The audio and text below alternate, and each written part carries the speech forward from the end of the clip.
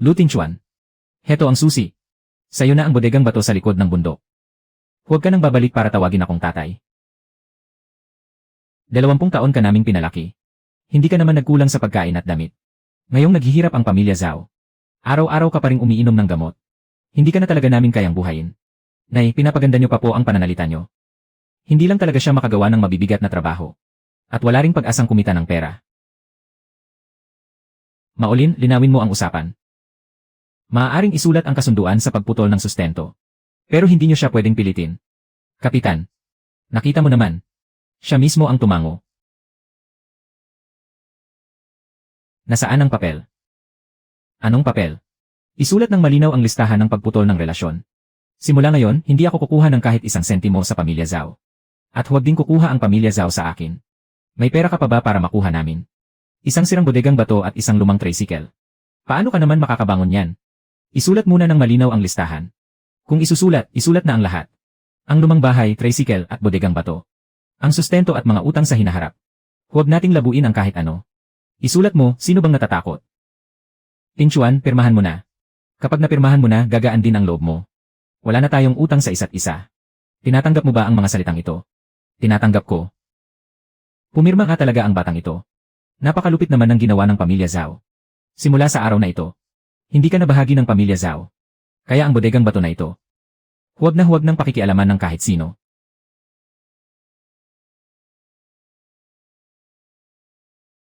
Pinalayas ka ba talaga nila? Hindi pinalayas. Nilinaw lang ang usapan. Ito ang tinatawag mong malinaw. May putik pa nga sa mga kamay mo. Huwag na. Hindi ko ito ibinibigay sa'yo. Baka kasi madala mo ang maruming tubig sa tapat ng pinto namin. Heto, kunin mo. Tianchuan. Saan ka matutulog mamayang gabi? Sa bodegang bato sa likod ng bundok. Ilang taon nang walang nakatira sa bodegang iyon, napakabasa at mamasa-masa. Nasisiraan ka na ba ng bait kahit tag-init, napakalamig doon? Mas mabuti na yon kaysa makisungaw sa lilim ng iba. May maliit na bodega sa likod ng kusina namin. Pwede ka munang sumilong doon ngayong gabi. Huwag na. Hindi pa ako tapos magsalita. Alam kong gusto mong tumulong pero huwag muna. Napakamatigas talaga ng ulo mo. Tinanggihan mo talaga ang mabuting intensyon ko. Mas mahirap bayaran ang utang na loob kaysa utang na pera. Hindi ba't ikaw ang pinakamagaling maglinaw ng mga bagay-bagay? Isipin mo na lang na marami akong nabili nito. Kung hindi mo kakainin, mapapanis lang bukas at kailangan ko pang itapon.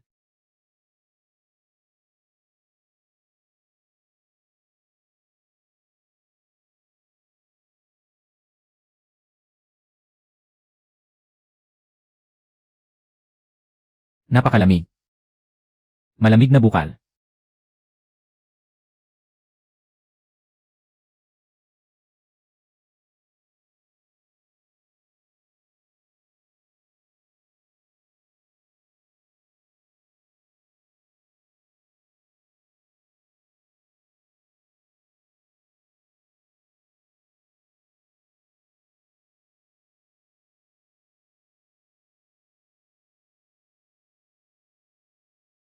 Hindi mali. Hindi sa gumanda kundi hindi lang nasira.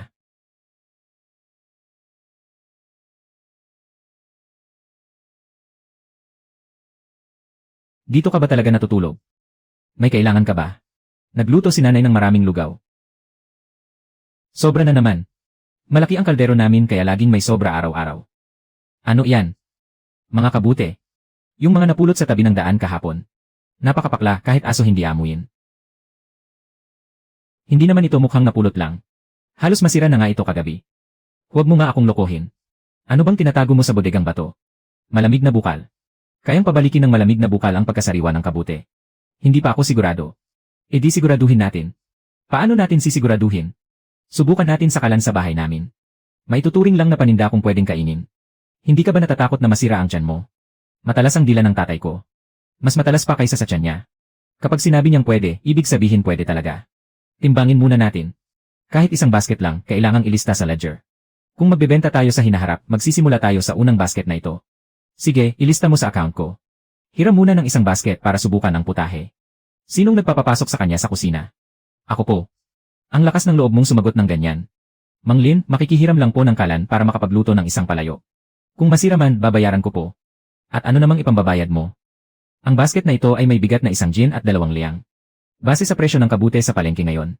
Kung masira man, babayaran ko po ng 24. Shucheng, tingnan mo muna ang paninda. Hindi ito galing sa pamilihang pang-umaga. Pinulot ko lang po sa may gilid ng bundok. Inilagay sa bodega ng magdamag. Ang lakas ng loob mong iluto ang mga bagay na galing sa inabandonang bodega. Kaya nga po ipinapasubok namin sa inyo. Hindi ba't sinabing niyong mas tumpak ang dilan nyo kaysa sa timbangan? Hindi bulok ang ugat at hindi malabo ang sabaw.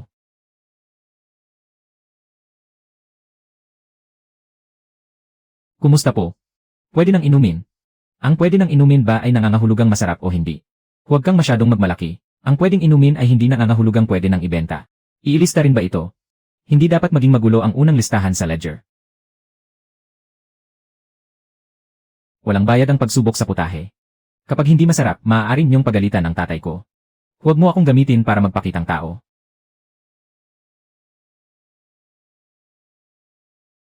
Ang sarap at ang sariwa ng sabaw na ito. Ito ang bagong menu para sa araw na ito. Hindi pa ito pinal, sa tingin mo ba ay nagkakahalaga ito ng 28 bawat mangkok? 28 kung gagamitin mo talaga ang kabuting ito. Magpapareserba ako ng 2 lamesa. May mga bisitang darating sa bahay ko bukas. Pwede mo ba akong itabi ng 10 gin ng sariwang kabute? Ako na mismo ang magpapakulo ng sabaw. 10 gin. Kung hindi sapat, pwede na rin ang 20 gin. Gaano karaming paninda ang mayroon ka? Hindi po abot para sa araw na ito. Paano naman bukas ng umaga? Kailangan ko pong umakyat sa bundok. Huwag niyo muna siyang madaliin bukas ng umaga. Ang magandang kalidad ng paninda ay hindi basta-basta lumilitaw na lang sa lupa. 20 gin. Bago mag alas 7 bukas ng umaga. Dapat malinis ang mga ugat. Hindi dapat may kasamang putik. Hindi dapat may kasamang bulok na paninda. Isulat muna natin ang presyo. Hindi ko pa sinasabing bibilhin ko ang mga yan. Kakatanungin niyo lang po kung gaano karami ang paninda niya. Ibig sabihin gusto ninyong bilhin. Hindi pala kibo ang batang ito. Pero marami siyang diskarte. Kapag hindi na ilista sa ledger, tiyak na magkakagulo sa huli. Kung ganoon, isulat na natin. Kainan ni Lin, paunang bili ng 20 gin ng kabute mula sa malamig na bukal. Ang presyo ay ibabatay sa pagsusuri ng kalidad. Sinong nagsabing kabute mula sa malamig na bukal ang tawag dyan? Madaling tandaan ang pangalan. Mas madali itong ibenta kaysa sa kabute mula sa inabandonang bodega. Kung ganoon, iyan na ang isusulat natin sa susunod. Kung sino ang kumuha, siya ang dapat magbalik. Kung sino ang tumulong, huwag magkunwaring walang nangyari. Masyado ka ng maraming naitulong sa akin. Idi unti-unti mo na lang bayaran. Hindi naman kita minamadali. Talaga bang balak mong gamitin ang bodegang ito ng tuloy-tuloy? Sa akin na ito ngayon. Talaga bang akyat ka sa bundok ngayong gabi? Kailangan na ang paninda bago mag alas 7 bukas ng umaga. Ganyan ka rin naman sa pamilya Zhao noon. Kahit mag-abono ka noon sa pamilya Zhao, wala namang naglilista. Ang nasa papel ay sayo. Pero hindi ibig sabihin hindi mangangati ang kamay ng iba. Sino? Gaya ni Zhao Yuanshan. Aba. Huwag ka munang gumalaw. May kayamanan nga palang lumalabas sa abandonadong bodega. Tabi. Huwag kang magmadali, paano mo ba pinalaki ang mga kabuting iyan? Sabihin mo kay kuya. Hindi kita kapatid. Dahil lang pumirma ka sa isang papel. Lumaki na ba ang ulo mo? Lumaki ka sa pagkain ng pamilya Zhao. Ilang taon mo na bang nilalakad ang daang bundok na ito? Nilalakad ko ang daang bundok. Pero hindi ako bumabalik sa pinanggalingan ko. 20 kilo bukas ng umaga. Kapag hindi mo na ibigay, magtitiwala pa kaya sa iyo ang pamilya Lin? Bagay ang sirang kariton sa abandonadong bodega. Bakit hindi ka lumaban? Takot ka bang mautang ulit sa pamilya Zhao para sa panggamot mo? Tandaan mo ang pagsipa mo sa kariton ko.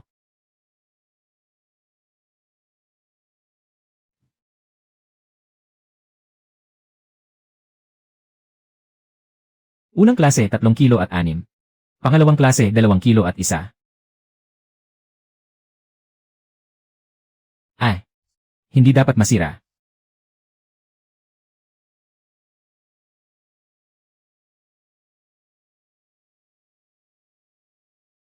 Anong nangyari sa binti mo? Nadapa lang ako ng kaunti. Ito ba ang tinatawag mong kaunti? Timbangin muna natin ang mga paninda. Gamutin muna natin ang binti mo. Alas 7 bukas ng umaga. Kapag tuluyang napinsala ang binti mo, sino ang magde-deliver para sa'yo bukas ng umaga? Hindi sa matiisin ka, kundi hindi mo lang alam kung paano alagaan ang sarili mo. Hindi tayo pwedeng mawala ng tiwala sa unang order. Pero huwag mo namang isakripisyo ang sarili mo. Ako na ang mag-aayos ng gulong, iayos mo na ang mga paninda. Marunong ka. 3 taon akong nag-deliver ng gulay para sa kainan. Mas masungit pa ang sirang kariton kaysa sa tricycle mo. Huwag ka nang tulala riyan, timbangin mo na.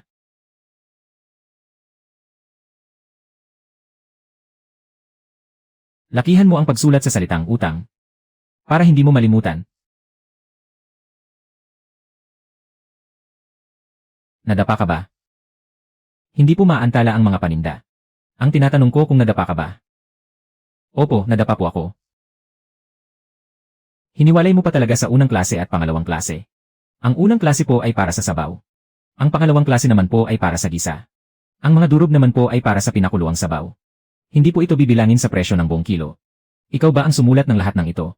Mas detalyado pa po siya kaysa sa tagatuos ng kwenta. Mabuti naman at may pakinabang ang pagiging detalyado.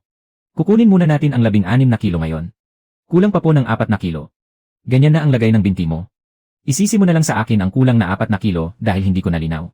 Hindi po pwede, nangako po ako ng 20 kilo. Hahabol ko po ang 4 na kilo mamayang tanghali. Ilista muna natin bilang 16 na kilo ngayon. Isulat din po ang kulang. Isusulat ko, kulang ng 4 na kilo, hahabol mamayang tanghali. Sino ito? Nanay ko po. Saan mo nakuha ang napakasariwang paninda na ito? May ganito rin palang paninda sa Baryo Qinghui. Magbabayad ako ng 1/2 beses ng normal na presyo. Boss, ang inaamoy niyo po ay ang unang klase ng paninda. Huwag po sa normal na presyo. Marunong magkwenta ang batang babaeng ito. Sandali, dagdagan natin ng 30% ang presyong sinabi mo kanina. Sandali, ang pangalawang klase ay doble ng normal na presyo. Ang pangalawang klase ay ang mga durog. Sandali, ang pangalawang klase ay ang mga durog at doble ng normal na presyo. Sandali, ang pangalawang klase ay ang mga durog, kalahating presyo para sa mga durog na kabute. Magaling ka palang magbukod. Buksan natin para makita kung maganda ang kalidad. Sige, kukunin ko ang lahat. Ito ba talaga ang mga paninda ni Lu Tingchuan? Hindi ba kahapon lang siya pinalayas ng pamilya Zhao? Saan naman ninakaw ng Lu Tingchuan na yan ang mga ito? Kung wala namang magawa ang bibig mo, tulungan mo na lang si boss na magtimbang. Lin Zixia, huwag kang makialam sa usapin ng pamilya Zhao. Putol na ang ugnayan ng mga utang ko sa pamilya Zhao. Nagbebenta lang ng kabute, kailangan pa ng pirma. Kailangang itabi ang unang talaan ng benta sa palengke. Ano ba ang ginagawa mo, pinatay mo pa ang apoy sa kalan? Nagbebenta ng paninda si Lu Tingchuan sa palengke. Isang basket ng kabute, nabenta ng 100. Nabenta ng 100 ang isang basket ng kabute. 100. Kinuha lahat ng boss na yon. Tinulungan pa siya ni Lin Zixia na itaas ang presyo. Galing sa bodegang bato ang mga kabuteng yon. Siguradong may kakaiba sa bodegang yon. Nagagawa nitong sariwa ang mga lantang paninda sa loob lang ng isang gabi. Ang bodegang bato ay nasa bundok ng pamilya Zhao. Nakasulat na sa listahan na sa kanya na yon. Kahit nakasulat sa kanya, lumaki siyang kumakain ng pagkain ng pamilya Zhao. Ngayong kumita na siya ng pera. Hindi ba dapat bayaran muna niya ang utang na loob sa pagpapalaki sa kanya? Halika, pumunta tayo sa palengke.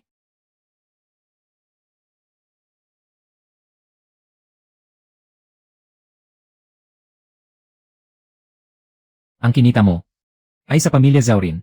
Alisin mo ang kamay mo. Tingchuan, kaalis mo pa lang sa bahay. Masama pa ang loob mo. Hindi kita sinisisi. Pero mayong kumita ka na ng pera. Dapat isipin mo muna. Wala nang utang ang pamilya Zhao sa akin at wala rin akong utang sa inyo. Dahil lang ba nakasulat sa papel, mawawala na ang utang na loob? Noong bata ka pa, sino ba ang nagpakain sa'yo? Kung ganoon, sino naman ang nagpalaya sa kanya kahapon? Tumahimik ka nga, usapin ng pamilya namin ito. Hindi ito usapin ng pamilya. Saksi si Kalihim Lo kahapon. Malinaw na nakasulat sa kasunduan ng paghihiwalay. Hindi ko naman kinuha ang listahang yon. Hawak ko ito. Ang bodegang bato at ang tricycle, patas na tayo at wala nang sumbatan. Ang isinulat niyo. Dala lang yun ng galit. Nagpalayas kayo kahapon. Tapos ngayon naman ay nangagaw kayo ng pera. Ang bilis niyo naman atang magbago ng isip. Hindi dala ng galit ang tatak ng daliri sa kasunduan. Lu Tingchuan, huwag mo kaming sagarin ng ganyan. Kayo ang unang nagsara ng pinto sa akin. Walang katarungan. Ang pinalaki naming anak, nakuha lang ang pera ay hindi na kami kilala. Kahit umiyak ka pa, hindi yan maibibilang sa ledger. Sandali lang, huminto muna kayong lahat. Hindi ito ang korte para maghatol kayo rito sa labas ng baryo. Kalihim. Mabuti at dumating kayo. Kumita lang siya ng pera, ayaw na niyang kilalanin ang mga umampon sa kanya. Kalihim, nandoon po kayo kahapon. Nakasulat po sa listahan na wala na kaming kinalaman sa isa't isa. Kung ganoon, pinalaki ba namin siya ng walang kapalit? Si Julian, noong una ay kayo naman ang nagsabing hindi niyo siya kayang palakihin. Kayo rin ang nagpapirma sa kanya rito. Pero may pera na siya ngayon. Kahit may pera na siya, hindi naman kusang magbabago ang nakasulat sa kasunduan. Pero ang bodegang bato ay nasa bundok pa rin ng pamilya Zhao. Nakasulat sa kasunduan na sa akin ang bodegang bato. Sundin muna natin ang nakasulat sa kasunduan. Kung gusto ninyong questionin ang hangganan ng lupa, pumunta kayo sa opisina ng baryo para tingnan ang mga dokumento. Huwag kayong mangagaw ng pera dito sa palengke. Hindi ko nasisingilin ang nangyari kahapon. Pero simula sa araw na ito, kapag nang-agaw pa kayo ulit, isusumbong ko kayo sa mga otoridad. Ganyan ka ba talaga kawalang puso? Ginagawa ko lang kung ano ang isinulat nyo. Sige, tandaan mo ang mga sinabi mo ngayon. Tandaan nating lahat. Kakakita pa lang ng kaunting pera. Nangahas na agad na kalabanin ang mga umampon sa kanya sa gitna ng palengke. Tatay, sila naman po ang unang nang-agaw ng pera. Hindi ko sinabing mali siya. Tinatanong ko siya kung natatakot ba siya. Natatakot po. Natatakot ka na nga pero lumaban ka pa rin. Kung hindi po ako lumaban, mawawala po ang kinita ko ngayong araw. Sa susunod, bawat sentimo ay mawawala. Paano mo balak gamitin ang perang ito? Magtira ka muna ng pera para sa pagkain mo. May manto pa naman. Napakatigas talaga ng ulo mo. Huwag ka munang magalit. Hayaan mo siyang magsulat. Simula bukas, tatanggapin na ng kainan ang mga paninda mo. Pero may 3 akong kondisyon. Sabihin niyo po. Dapat malinaw ang pinagmulan. Huwag isasama ang mga bulok. Kulang ng 1 kilo, dagdagan ng 1 kilo. Sige po. At saka, hindi pwedeng sumama sa iyo si Linzixia sa bundok araw-araw. Tatay. Madilim ang daan sa bundok at hindi rin biro ang pamilya Zhao. Ako na lang ang pupunta. Hindi pa magaling ang binti mo. Hindi naman ito makakaabala. Huwag mong ipagpalit ang buhay mo sa trabaho. Tatay. Palalampasin na lang ba natin ito? Kung ganoon, ano ang gagawin natin? Tito Zhao, may itatanong lang po ako. Ang bodegang bato sa likod ng bundok. Dati ba talaga itong pagmamayari ng pamilya Zhao? Mga tao ito ni Boss Cheng mula sa bayan. Sinabi ni Boss Cheng na ang mga paninda ng batang iyon ay medyo kawili-wili. Gusto ni Boss Cheng na bilhin ang mga paninda. Madaling bilhin ang mga paninda pero kung malilinaw kung kanino talaga ang bodega, mas madaling pag-usapan ang negosyo. Hindi pa talaga sigurado kung kanino nga ba ito. Kung malinaw ang pagkakasulat, tatanggapin ko. Kung hindi malinaw, kahit 1 kilo ay hindi ko kukunin. Sapat na ito. Isinulat ito ng tatay ko kagabi hanggang hating gabi. Sinasabi niyang hindi kanya tutulungan. Ginagawa ko lang iyon para maiwasan ng kainan ang problema. Unang klase, 8 kilo. Ikalawang klase, 6 na kilo. Mga durog na kabute, 3 kilo. Para saan ang mga durog na kabute? Gagamitin sa sabaw. Ihiwalay ang tala at huwag paghaluin ang presyo. May natitira pa bang sabaw kahapon? Meron, pero simula ngayon ay limitado na. Bakit limitado na? Ganito lang karami ang magandang klase. Kung ibibenta natin ng basta-basta, wala na tayong matitira bukas. Mukhang matagal na kayong nagtatrabaho ng magkasama. Ako ang bahalang magbantay sa kanya. Para hindi niya ituring ang sarili niya na parang kalabaw sa trabaho. Ako naman ang bahalang magtala ng malinaw. Huwag lang puro pagsusulat ng tala. Dapat maging maayos ang mga paninda para sa bagong menu ng kainan ngayon. Maghahatid ulit ako bukas ng umaga. Sasama ako sa iyo para kumuha ng mga supot na tela. Sasama ka na naman. Bibili lang ako ng mga supot na tela sa palengke, hindi ako akyat sa bundok. Huwag mong bilhin ang pinakamanipis. Kapag pumasok ang halumigmig, didikit ito sa mga paninda. Mahal ang makakapal. Mas mahal kapag nasira ang isang sako ng paninda. O, namimili na kayo ng mga gamit sa bahay. Akala mo ba talaga boss ka na? Tabi nga, napakagaling naman ng ledger mo. Bakit hindi mo rin isulat kung ilang mangkok ng kanin? Ang kinain mo sa bahay namin noong bata ka pa. Kung talagang magaling kang magkwenta, bayaran mo muna ang nasirang gulong kahapon. Kausap ko siya, anong pakialam mo? Nagde-deliver siya ng mga paninda sa amin ngayon. Ang pagsira sa sasakyan niya ay pagsira rin sa mga paninda namin. Luting Chuan, nagtatago ka na ba ngayon sa likod ng isang babae? Ang tinutukoy niya ay ang utang. 38 para sa gulong, 12 para sa pag-aayos ng kadena. Kalahating araw na nawalang trabaho. Kung babayaran mo ngayon, gagawa ako ng resibo para sa'yo. Maghintay ka lang.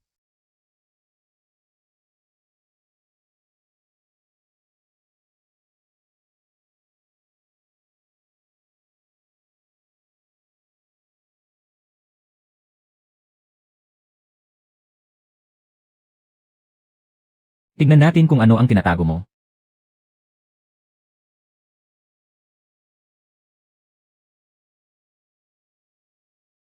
Anong klaseng lugar ba ito? Ah,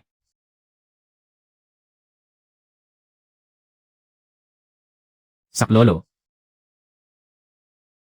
Luting Chuan, may tao ba riyan? Sinira mo na nga ang pinto para makapasok, humihingi ka pa ng tulong sa akin. Huwag ka ng maraming satsat, hilahin mo na ako pataas. Linawin muna natin to. Ano ba ang ginagawa mo rito sa loob? Nakita ko kasing hindi nakasara ng maayos ang pinto mo. Nasa tabi mo lang ang kandado. Kasalanan ko na, sige na. Hilahin mo muna ako pataas.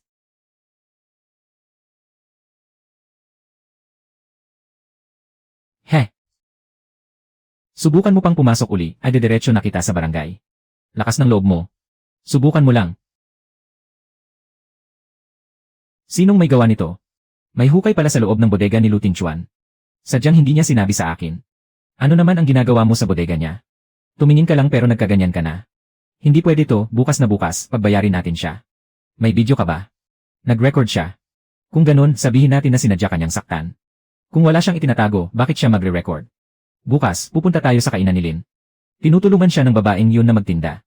Dapat lang na madamay rin ang pamilya nila sa gulo. Tignan niyo tong ginawa niya. Ginanyan ni Luting Chuan ang anak ko. Tapos nagtatago pa siya sa kainan ng mga Lin para magtinda. Ano? Ang aga-aga pa para gumawa kayo ng gulo rito sa bahay ko. Hindi kami nanggugulo. Humingi lang kami ng katarungan. Kung katarungan ang gusto niyo, pumunta kayo sa barangay. Huwag niyong harangan ang pinto ng kainan ko. Nag-iwan siya ng hukay sa bodegang bato para mambiktima. Napinsala pa ang binti ni Yuanshan. Ang bayad sa ospital at sa kawalan niya ng trabaho. Walang bawas na dapat niyang bayaran. Kagabi, sinira ni Zhao Yuanshan ang kandado para pumasok sa bodega. Nagsisinungaling ka. Totoo kaya yun? Sinira ang pinto. Babayaran mo ang nasirang kandado ng bodega ayon sa halaga nito. Na-injure ang binti mo pero hindi na kita sisingilin sa pagnanakaw at pagpasok ng walang pahintulot. Pero kung ako ang pagbabayarin mo, hindi ko tatanggapin yan. Isa pa. Natakot at umalis ang dalawang lamesa ng mga customer ko dahil sa inyo. Paano niyo babayaran ang lugi na yon?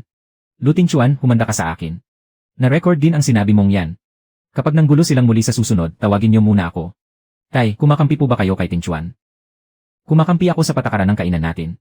Sino man ang magwala at gumawa ng gulo sa tindahan ko? Hindi ko papayagan. Matigas ang pananalita mo. Ibig sabihin ay tinatanggap mo ang kakampi mo. Babayaran ko po ang naapektuhang benta niyo ngayong araw, Mang Lin. Magbabayad ka na naman, tingin mo ba sa lahat ng tao rito ay pinagkakautangan ka? Ang dapat kwentahin ng maayos. Hindi mo kailangang magbayad ngayon. Kailangan mo lang lagyan ng bagong kandado yung bodega mo. Bumili ako mamayang hapon. Anong silbi ng pagbili ng bagong kandado? Kung nakatutok na ang pamilya Zhao sa negosyo mo, hindi sila mapipigilan ng simpleng kandado lang. Kung ganun, siguraduhin natin na wala ng iba ang makakakuha nito. Dalhin ang paninda sa kainan. At maglalagay ako ng signage ng cold spring mushrooms. Isasagawa natin ang graded supply. Mula ngayon, hindi na natin itatago ang pagbebenta, gagawin na natin ito ng bukas sa publiko. Kapag inilagay mo ang pangalan, darating pa rin ang gulo. Kahit hindi natin ilagay, hindi rin naman nababawasan ang gulo. Ilagay natin. Kung ilalagay natin, pwede muna nating isulat ang mga patakaran sa pagsusupply. Ako na ang magsusuat. Ako naman ang magdidikit.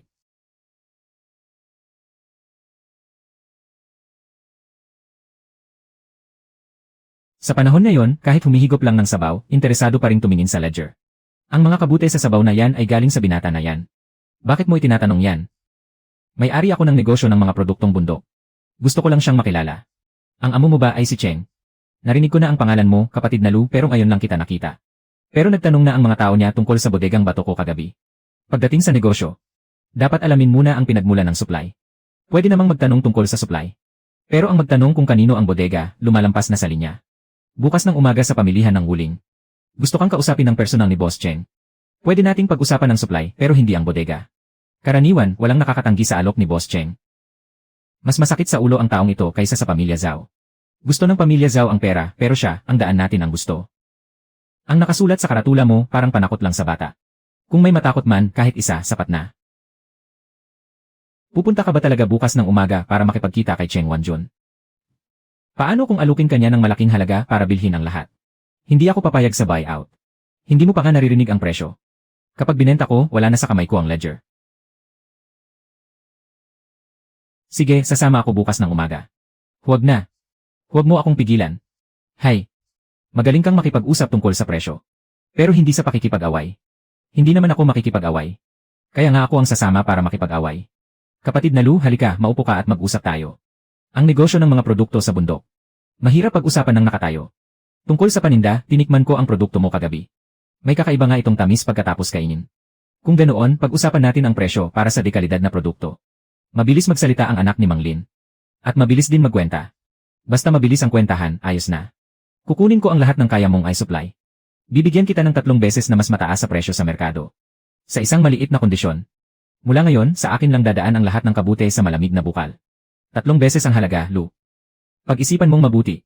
Hindi ka papayag sa buyout dahil ba mababa ang tingin mo sa presyo. Hindi ito usapin ng presyo. Sa negosyo ng mga produkto sa bundok kapag malinaw ang presyo, madaling pumayag ang mga tao. Para sa iyo, presyo ito. Pero para sa akin, ito ang daan ko. Kung ganoon, kapatid na Lu, sabihin mo nga. Ano ba ang pinakamalaking problema sa negosyong ito? Sino ang nakakakita ng ledger? Sino ang nakakakilala sa kalidad ng produkto? At sino ang mananagot kapag nagkaproblema? Iho. Sa negosyong ito, kapag masyadong malinaw ang tubig, walang isda. Kapag hindi malinaw ang tubig, maagang babaho ito. Hindi ito tinatawag na buyout. Tinutulungan lang kita na buksan ang daan patungo sa bayan. Ipagkatiwala mo sa akin ang bodegang bato para sa sentralisadong pamamahala. Hindi ko ibibigay ang bodegang bato. Ang magagandang bagay, kapag mag-isa mo lang binabantayan, madaling magdulot ng kapahamakan. Problema ko na yon. Nabalitaan ko ang tungkol sa kasunduan mo sa pagputol ng sustento. Maaaring mapigilan ng kasunduang iyon ang pamilya Zhao. Pero hindi nito mapoprotektahan ang hangganan ng lupa. Nakikipag-usap ba si Boss Cheng tungkol sa produkto o para sa lupa ng pamilya Zhao? Nagbubukas ako ng daan para sa negosyo. Hindi para makialam sa pamilya ng iba. Kung hindi tama ang daan, hindi ko tatahakin. Sa 3 beses na presyo, hindi man lang kumurap. Ang mga mata mo. Bakit tinanggihan mo agad ito? Kailangan ko ng pera pero hindi ko pwedeng ibenta ang susi ng pinto. Hindi ang produkto ang habol niya kundi ang bodega. At ang kasunduan. Ano ang mayroon sa kasunduan? Binanggit niya ang tungkol sa hangganan ng lupa kanina. Ibig sabihin, nakipag-usap na sa kanya ang pamilya Zhao. Kaya tiyak na kukwestiyonin ng pamilya Zhao ang pagmamay-ari ng bodegang bato. Natatakot ka ba? Kahit natatakot, kailangan ko pa ring bantayan ito. Sa pagkakataong ito, huwag mo nang sarilinin ang problema. Halika na, bumalik na tayo para magluto ng sabaw. Hindi natin ibebenta sa 3 beses na presyo. Ibebenta natin ito ng 10 beses sa mga tapat nating suki. Walang muwang ang batang iyon. Huwag niyong masamain, Boss Cheng. Matigas talaga ang loob ng mga taong may kakayahan. Gusto ko yan. Wala naman siyang kakayahan. Dahil lang yan sa kakaibang bodega na yan. Kung hindi sa kanya ang bodegang bato. Walang pundasyon ang negosyong ito. Sinasabi ko naman sa inyo, nasa bundok ng pamilya Zhao ang bodegang iyon. May titulo ba ng lupa? Malamang ay may lumang titulo. Pero matagal na panahon na ang lumipas. Kapag nahanap natin iyon, basta't hindi niya mapatunayan. Ipapasara ko ang kalahati ng mga tindahan sa bayan. Paano naman ang pera? Ibibigay ko muna ang bayad sa pagod ninyo. Kapag nabawi talaga natin ang bodegang bato, iba na ang magiging usapan sa susunod na bayad. Tingnan mong mabuti. Ang buong lumang bahay na ito sa paanan ng bundok ay pagmamay-ari ng pamilya Zhao. Ang bodegang ginagamit mo ay nasa bundok ding ito. Ang nakasulat sa titulo ay ang lumang bahay sa paanan ng bundok. Hindi nakasulat ang bodegang bato. Lumaki kang umaasa sa pamilya Zhao. Ngayon kahit isang bodega lang ay ayaw mo pang ibigay. Iabot mo ang susi. Kapag hindi mo ibinigay ngayon, huwag mo nang asahang makakapagpasok ka pa ng kahit 1 kilong paninda rito. Luting Chuan, mahalaga sa mga taga-bundok ang lupang ninuno. Hindi ka naman kadugo ng pamilya Zhao. Kaya hindi tama na angkinin mo ang bodega nila. Kung tama o hindi. Nakabase yan sa mga mapa at dokumento, hindi sa dugo. Ang lakas na ng loob mong sumagot na yon, ah. Noong bata ka at nilalagnat, sino ba ang nagbuhat sa iyo papuntang klinika? Utang na loob ko iyon at kinikilala ko. Pero iba ang usapan pagdating sa bodegang ito ngayon. Ang papel na ito ay nagpapatunay lamang sa lumang bahay. Hindi kasama ang bodegang bato sa likod ng bundok. Kung gusto ninyong makipagtalo, dalhin niyo ang mga dokumento sa komite ng baryo para masuri ang mga record. Sige, ipasuri natin. Nasa pamilya Zhao pa rin ang rehistro ng kanyang sambahayan. Tingnan natin kung paano niya asikasuhin ang mga papeles. Lene. Ang kasunduan sa paghihiwalay ang nagtatakda ng mga hangganan. Kailangan pa ng karagdagang dokumento para sa paghihiwalay ng rehistro. Narinig mo yan, nakarehistro pa rin siya sa pamilya Zhao. Kaya huwag mong ipagpanggap na sa iyo ang bodega. Ang rehistro ng pamilya ay hindi tali para gapusin ang isang tao. Noong pinalayas niyo siya noon, bakit hindi niyo sinabing pamilya kayo? Ano po ang kailangang idagdag na dokumento? Ang dokumento ng pagtitiwala sa bodegang bato na iniwan ng iyong yumaong ina. Pati na rin ang resibo ng deposito. May kulang na 1 pahina sa dokumento. Hindi lang ito basta punit sa gilid, kundi ang mismong mahalagang pahina. Dapat ay nandoon ang mga saksi at ang paglalarawan ng hangganan ng lupa. Hindi maaaring ilabas ang mga dokumento sa kabinet. Tito Zhao, bakit po kayo kinakabahan? Nasaan ang pahinang iyon? Paano ko malalaman? Hindi nawawala ang pahinang ito. Kundi sadyang kinuha ng kung sino. Ilang beses ding napalitan ang tagapangalaga ng mga dokumento noon. Kaya mahirap tukuyin kung sino ang kumuha nito. May saksi ba? Noong araw, madalas kasama ng iyong ina. Ang isang matandang nanggagamot. Ang pangalan niya ay Mei Fengqin. Kilala siya sa baryo bilang Lola Mei. Nasa baryo pa ba siya? Nasa kubo siya sa Dongling. Mahirap na siyang makalakad. Pero mas matigas ang kanyang ugali kaysa sa kanyang mga binti. Pupuntahan ko siya. Huwag muna nating ipaalam sa pamilya Zhao. Baka naghihintay lang din ang kumuha ng pahina na hanapin mo ito. Ang rehistro ng pamilya, titulo ng lupa, at ang kulang na pahina. Kahit alin sa mga iyan ay kayang magpahirap sa iyo ng lubusan. Kung hindi naman ako mapapatay nito, dahan-dahan ko na lang itong bubuin. Sasamahan kita sa Dongling bukas. Sasama ka na naman. Itay, hindi po kami akyat ng bundok para maglaro. Kundi para maghanap ng ebidensya. Shucheng, may mahalagang inaasikaso ang mga bata. Huwag mo lang tingnan ang panganib. Gusto mong isama ang anak ko sa daang bundok. Dapat mong tandaan ang isang bagay. Kapag may nangyari, iligtas mo muna ang tao bago ang paninda. Tatatandaan ko po. Lola, kilala niyo po ba ito? Paano napunta sa iyo ang gamit ni Wanhe? Nanay ko po siya. Kamukha mo ang mga mata niya. Ang bodegang iyon ay nakuha niya kapalit ng pagliligtas ng buhay. Hindi iyon sa pamilya Zhao. Sino po ang iniligtas niya? Noong bumaha sa bundok noon. Gumuho ang burol sa likod ng lumang bahay ng mga Zhao. Si Wanhe ang nagbukas ng bodega para iligtas ang tatlong pamilya. Pumayag ang baryo na ipangalan sa kanya ang bodega. Tagapangalaga lang ang mga Zhao. Bakit hindi niya po sinabi sa akin? Mabilis siyang pumanaw. Maraming bagay ang hindi niya naipaliwanag. Nariyan pa ba ang patunay? Mayroon, pero hindi yun ganoon kadaling makuha. May nakikinig sa labas. Ano naman ang gustong bilhin ni Boss Cheng ngayon? Ang paninda ba o ang patunay mula sa bibig ng matanda? Dumaan lang ako. Dumaan lang pero nagre-record. Huwag mo siyang pigilan. Babalik siya para magbalita. Doon natin makikita ang susunod na hakbang ni Cheng Wanjun. Pwede kong ipahiram ang sasakyan pero kailangan mong patunayan ang katapatan mo. Kapag nasira, babayaran mo ayon sa halaga. Kapag naantala ang paninda ng kainan, magbabayad ka rin. Isusulat ko lahat, renta sa sasakyan, krudo at gasgas. Tatay, parang nagpapautang ka naman yan. Tinuturuan ko lang siyang maging maingat sa kwenta bago sumabak sa malaking negosyo. Pupunta tayo sa Yuanshandong ngayon. Mag-aani ng kabuting bambu at ilalagay sa bodega mamayang gabi. May tao sa may pinto kanina. Si Zhao Yuanshan. Kung ganoon ang ruta natin ngayon. Alam na rin ni Cheng Wanjun. Alam mo na nga, pupunta ka pa rin. Pupunta ako pero makikipag-usap ako sa paraang hindi nila inaasahan. May sumusunod sa atin sa likod. Buntot ng buntot simula noong umalis tayo sa baryo. Bakit dito ka pa rin dumaan? Alam nila ang daan. Pero hindi nila kilala ang may-ari ng paninda. Makikipag-usap muna ako sa kanila, hindi yung agawin agad ang paninda. Madaling masira ang paninda pero kapag nakuha mo ang tiwala nila, doon palang magkakaroon ng susunod na batch. Gagamit sila ng malaking pera para silawin ang mga tao. Lugi ka kung gagamitin mo lang ang ledger para magpaliwanag ng dahan-dahan. Kahit mabagal, kailangan pa rin nating ipatikim sa kanila ang pakinabang. Ang unang transaksyon ay hindi nakuha sa pag-agaw, kundi sa pagtatanim ng tiwala. Kung ganoon, tutulungan kitang ipagmalaki ang mga pakinabang na yan.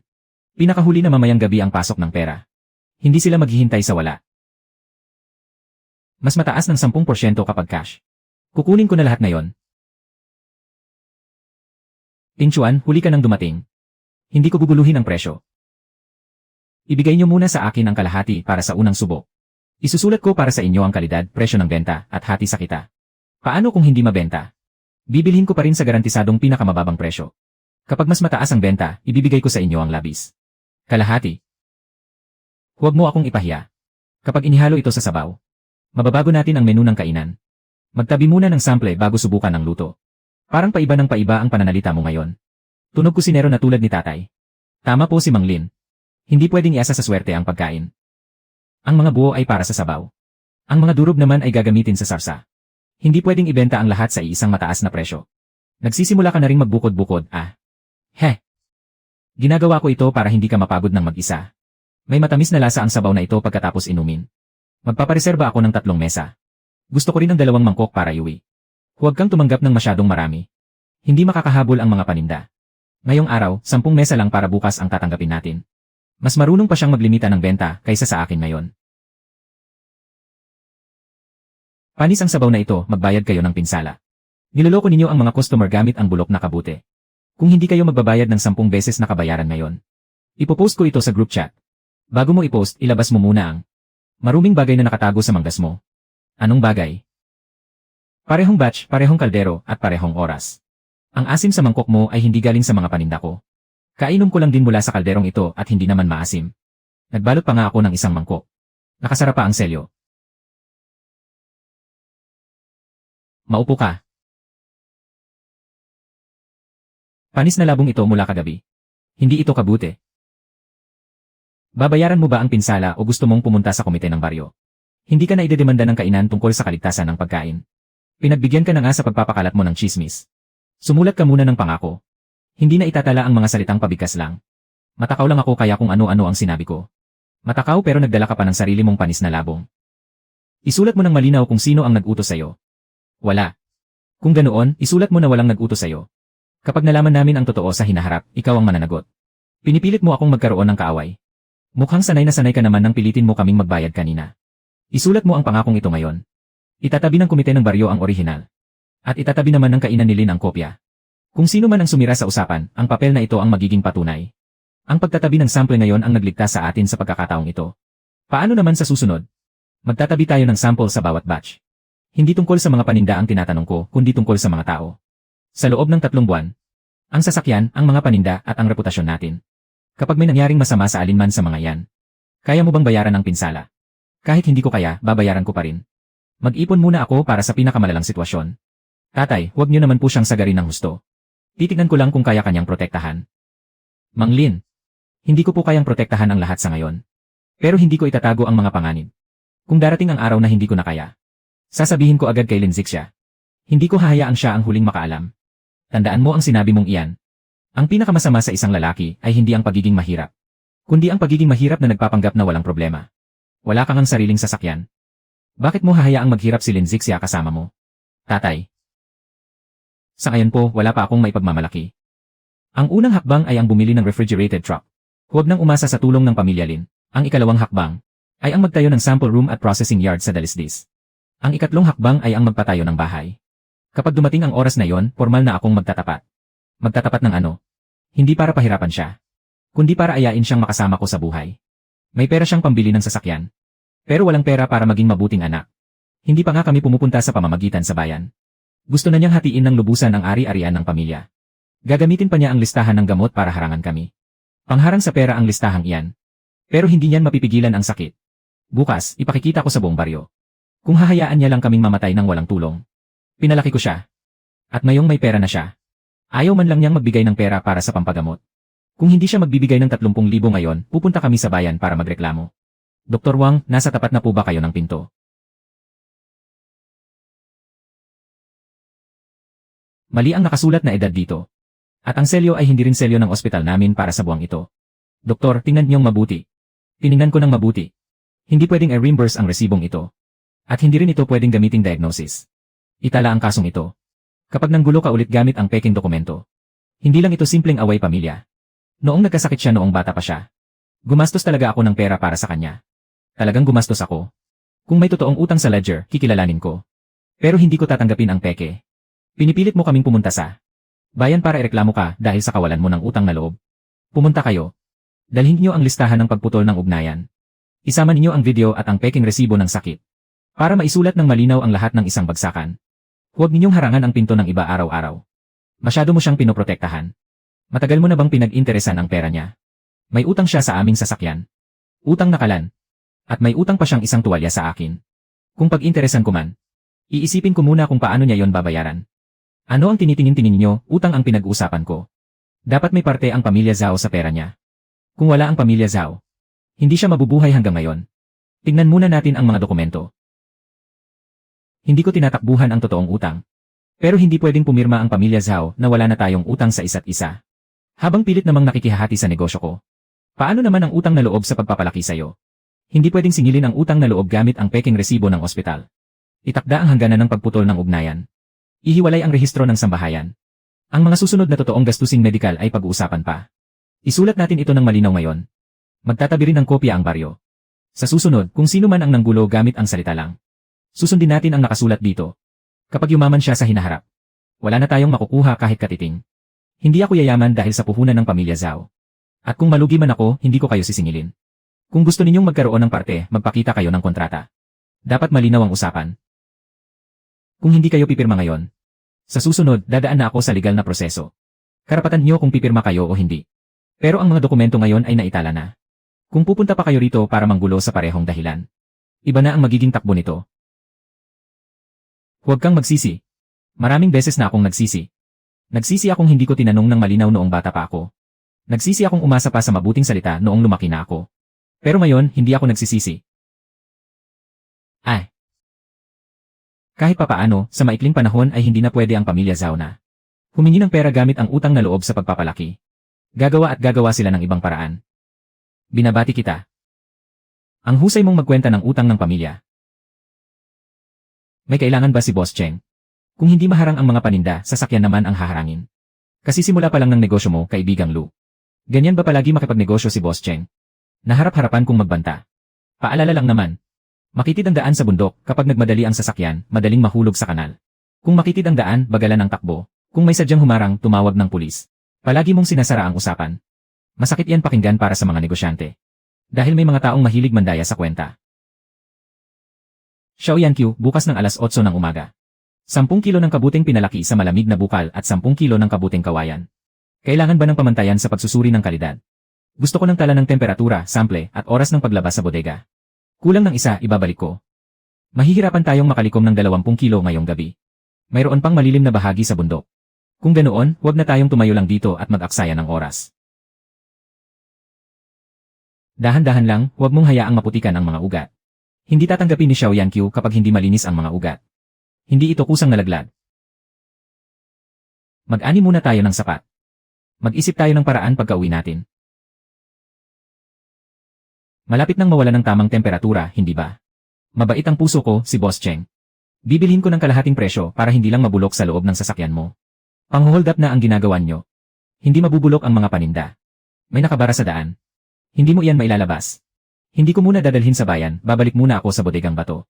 May 15 minuto na lang ang temperatura sa loob ng sasakyan. Sapat na yon para makabalik.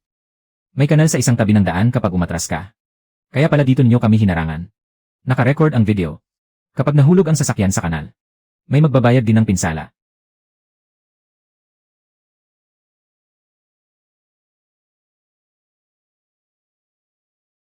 May tagas ng langis ang sasakyan. Iligtas muna natin ang mga paninda. Sa pamilya ko ang sasakyang iyan. Babayaran ko. Hindi naman kita pinipilit na magbayad. Natatakot lang ako kay tatay. Alam ko. Ang kamay mo. Ilista mo muna ang record ng paglabas ng mga paninda sa bodega. Para hindi na magtanong si Xiao Yanqiu bukas. Sa ganitong sitwasyon pa ba natin isipin yan? Lalo na sa ganitong pagkakataon, hindi natin pwedeng hayaan silang sabihin na magulo ang mga paninda natin. Nabasag ang ilalim ng sasakyan. Kapag nasunog ang makina ng temperatura, babayaran ko ang lahat. Tatay, si Cheng Wanjun po ang humarang sa daan. Alam ko, pero ako ang nagpahiram ng sasakyan. Nasira ito habang nasa kanya. Gagamitin ko muna ang kalahati ng pambayad sa paninda ko ngayon para makabayad.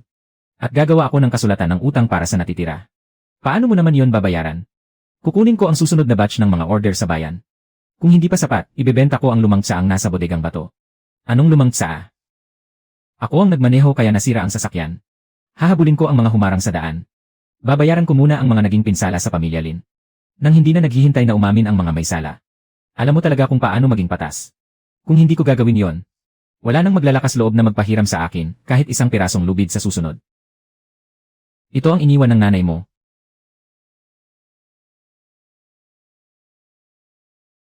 Pumangit ba ang lasa? Hindi naman sa masama. Ngayon lang ako nakatikim ng tsaang may ganito katagal at katamis na lasa pagkatapos inumin. Ito ang lumang tsaa mula sa malamig na bukal na sinubukan ni Wan He noon.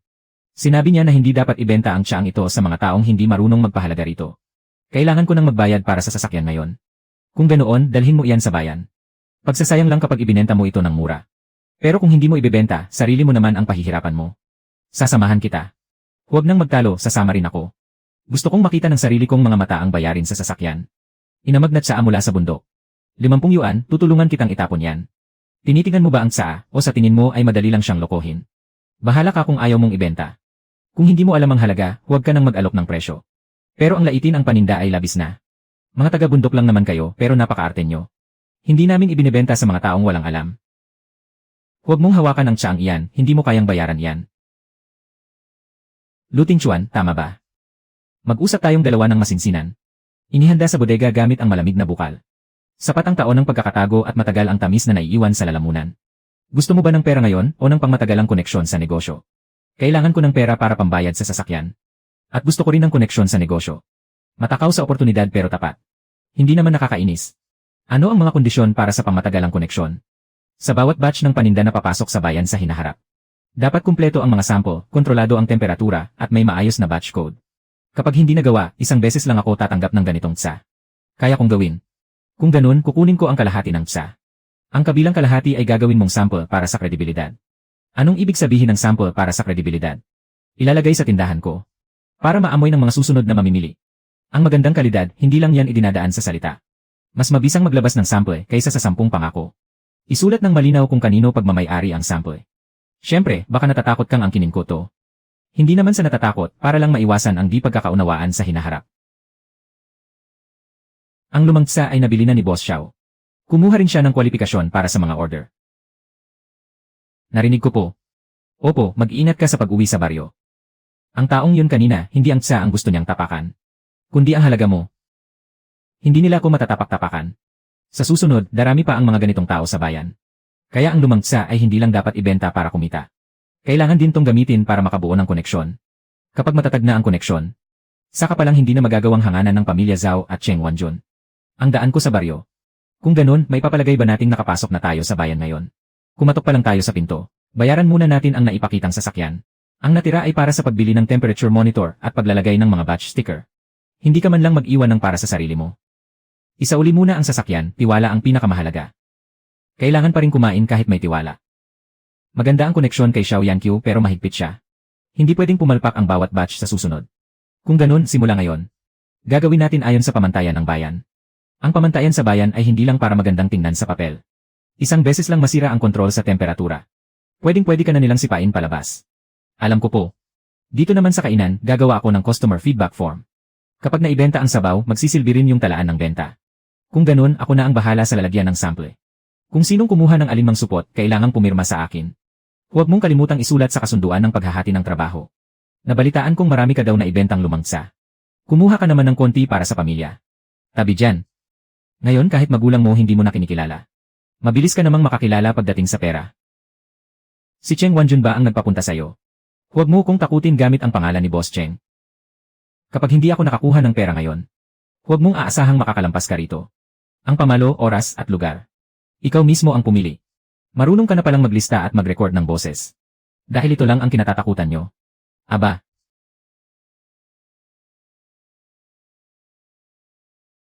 Hindi ka naman nasaktan? Hindi po. Palagi mo na lang sinasabing hindi. May pag-ugnayan sina Zhao Yuanshan at Cheng Wanjun. Pero hindi pa sapat ang ebidensya. Huwag muna tayong makipagmatigasan. Hindi na may papagawa ang sasakyan. Kailangan mo pang bumili ng cold chain truck bukas. Ang perang pambili ng sasakyan ay may ipon sana ng unti-unti. Ngayon, hindi na pwedeng idaan sa mabagal. Ang unit na to ang pinakabagay sa'yo, mura na. May papatakbo mo agad ngayon. Mas mahal ng 30% kaysa sa internet. Yung sa internet, walang kasamang kagamitan yon. Bulusok at mabato-bato ang daan sa kabundukan nyo. Kailangan din ng matibay na sasakyan. Huwag mo nang tingnan bago ang temperature control niyan. Naghihintay ako ng taong marunong talaga sa negosyo. Huwag masyadong makitid ang utak sa pagtatrabaho. Sa paghahatid ng kargamento sa kabundukan. Basta malamig pwede na. Gaano katagal kayang maging malamig? Ilang antas hanggang ilang antas ang lamig? May babala ba kapag nawalan ng kuryente? Hindi ka naman nagpapatakbo ng laboratorio. Sa ngayon, kailangan na talagang magmukhang laboratorio. Kundi, kahit isang supot lang ang masira. Walang makapagsabi ng malinaw sa buong baryo. Ang sasakyang ito ay galing sa aksidente, bago ang kaha ng temperature controller pero luma ang probe. 3 araw pa lang sa daang bundok, tutunog na ang alarma nito. Huwag kang mag-inventor yan. Pagsisinungaling ba ito o panloloko sa pagbebenta? Kung magpapalit ng sasakyan, pag-usapan natin sa totoong halaga. Kapag niloko mo pa ako ulit gamit ang sirang sasakyan, isusumbong kita sa pangangasiwa ng merkado. Masyado kang mapaghanap sa mga detalye. Hindi ba nakakapagod makipagnegosyo ng ganyan? Mas mabuti nang mapagod kaysa malugi. Luma ang chassis ng sasakyang ito. Pero matatag ang kaha, sapat na para bumiyahe sa wuling. Magkano pa ang matitira pagkatapos ng down payment? Kasya para bumili ng makina para sa batch, pero hindi sapat para sa mga bagong basket. Ako muna ang mag-aabono sa mga basket. Kapag nagsusulat ka sa ledger, huwag mo akong tingnan ng ganyan. Hindi ubra sa akin ang ganyang estilo mo. Kayong dalawa, ang isa ay takot magkautang. At ang isa naman ay takot na hindi siya magkautang ng malinaw. Bagay na kayo. Isinulat mo talaga ng buong buo. Kapag nagbayad ako sa hinaharap, walang kulang kahit 1 sentimo. Natatakot lang akong kulangan mo ang pagbabayad. Natatakot akong makalimutan mong may tao na. Kasama mong naglalakbay sa daang ito. Bumili nga talaga ng sasakyan si Lu Tingchuan. Dapat nakarehistro rin ang sasakyan sa ilalim ng pangalan ng pamilya Zhao. Kahihiwalay lang ng rehistro ng pamilya mo. Saan galing ang pera? Paunang bayad para sa lumang tsaa. At kita mula sa mga supply. Narito ang kasunduan sa pagbabayad pinsala sa sasakyan at ang mga record. Mang Zhao, kung gusto ninyong makibahagi sa sasakyan, magpakita rin kayo ng patunay ng pagbabayad. Ngayong nakasakay ka na sa magandang sasakyan pauwi sa baryo. Hindi ka ba natatakot na sabihan ng mga tao na nakalimot ka na sa iyong pinagmulan? Hindi ko makakalimutan. Ang bawat sentimo ng utang matapos akong palayasin ay nakatala at naalala ko lahat. Gagamitin muna ang sasakyang ito para bayaran ang utang sa pamilya ko, bago gamitin sa negosyo niya. Kung gustong makibahagi ng pamilya Zhao, bayaran muna ninyo ang kalahati ng pinsala sa sirang sasakyan ng pamilya Lin. Nabayaran mo na ang unang bahagi para sa sirang sasakyan ng pamilya Lin. Ang natitira ay maaari mong bayaran ng unti-unti. Mang Lin, ganyan ba talaga ang tiwala mo sa kanya? Nagtitiwala ako sa kontrata. At naniniwala akong babayaran niya ito. Sa mga susunod na kargamento papuntang bayan. Bawat batch ay may nakasulat na record. Mahal ba ang kagamitang ito? Mahal na, pero kapag nagkaproblema ang isang batch ng kargamento, mas makakatipid ito kaysa sa pakikipagtalo. Narinig ninyo ba? Sa susunod, kung sino man ang mag-supply sa kanya, huwag ninyong subukang ihalo ang mga bulok na paninda. Walang kinikilingang pakikipagkapwa-tao ang kagamitang ito. Ang sasakyang ito ay hindi lang basta sasakyan. Ito ang iyong pintuan patungo sa bayan. May haharang din sa pintuang iyan. Bumili nga talaga siya ng sasakyan. Madaling bumili ng sasakyan pero mahirap pumasok sa pinto. Ano ang dapat nating gawin? Isuplong siya. Magpa-inspeksyon sa pinagmulan ng kargamento. At suriin ang mga kwalifikasyon sa cold chain. Alinman sa mga iyan ay kayang magpatigil sa kanya. Para maghintay sa labas hanggang sa mabulok ang mga paninda. Paano kung kumpleto talaga ang kanyang mga dokumento? Kahit kumpleto ang dokumento, maaari namang madumi ang mga sample. Sa negosyo ng mga produktong bundok, hindi ka kikita kung masyadong malinis ang mga kamay mo. Hindi ba't gusto niya ng katapatan at kalinawan? Hahayaan ko munang saksakin siya ng sarili niyang katapatan. Paano kung malaman ng trading center? Kung malaman man, isisi natin sa pansamantalang manggagawa na may maduming kamay. Kung hindi malaman, siya ang mapapasama sa blacklist. Kay Luting Chuan, may itinabi siyang mga sample. Galawin ang mga sample pero huwag hawakan ang mga itinabing sample. Hayaan natin siyang manalo ng kalahating hakbang, saka natin gawing bitag ang kalahating hakbang na yon. May nagulat sa'yo na. Ang batch na ito ng mga kabute ay hindi malinaw ang pinagmulan. Magsasagawa kami ng biglaang inspeksyon. Sino ang nagulat? Ayon sa proseso, hindi ito ipinapaalam.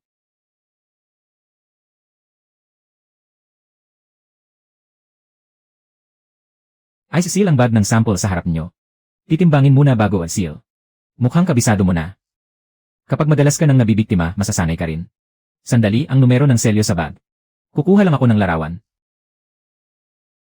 Alas 8:26 ng umaga, numero ng selyo Siyam 13.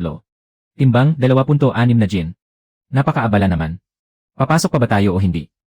Mas mabuting maabala sa simula. Kaysa malugi sa huli.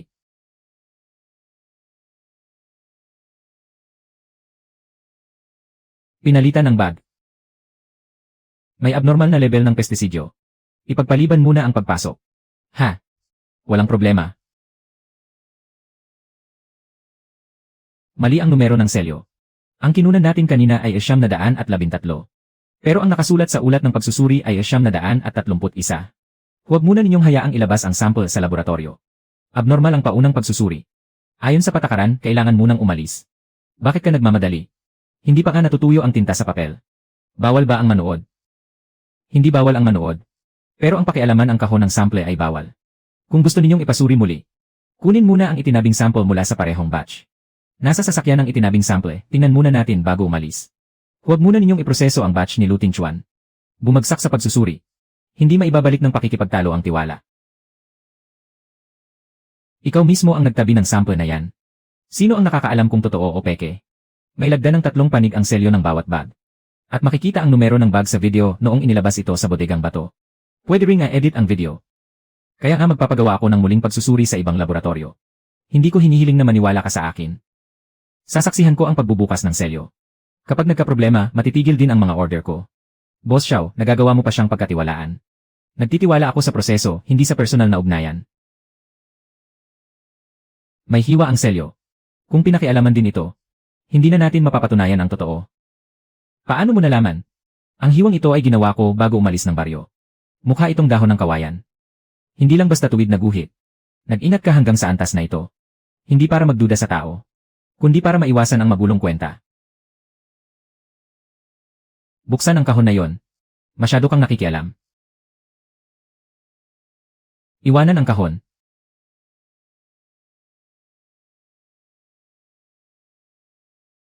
Dalhin muna ito sa opisina.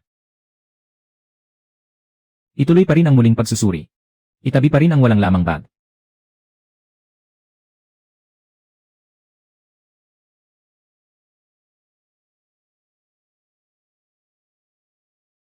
Kailangan ng oras para sa muling pagsusuri. Pinakamabilis na ang hapon. Anong oras sa hapon? Walang kasiguruhan. Sino ang nagpakalat ng balita? Hindi pa lumalabas ang resulta. Pero nauna nang kumalat ang chismis. Ibig sabihin may taong nagmamadali. Kapag nagkamali ng pinagkatiwalaan si Boss Xiao, malulugi siya.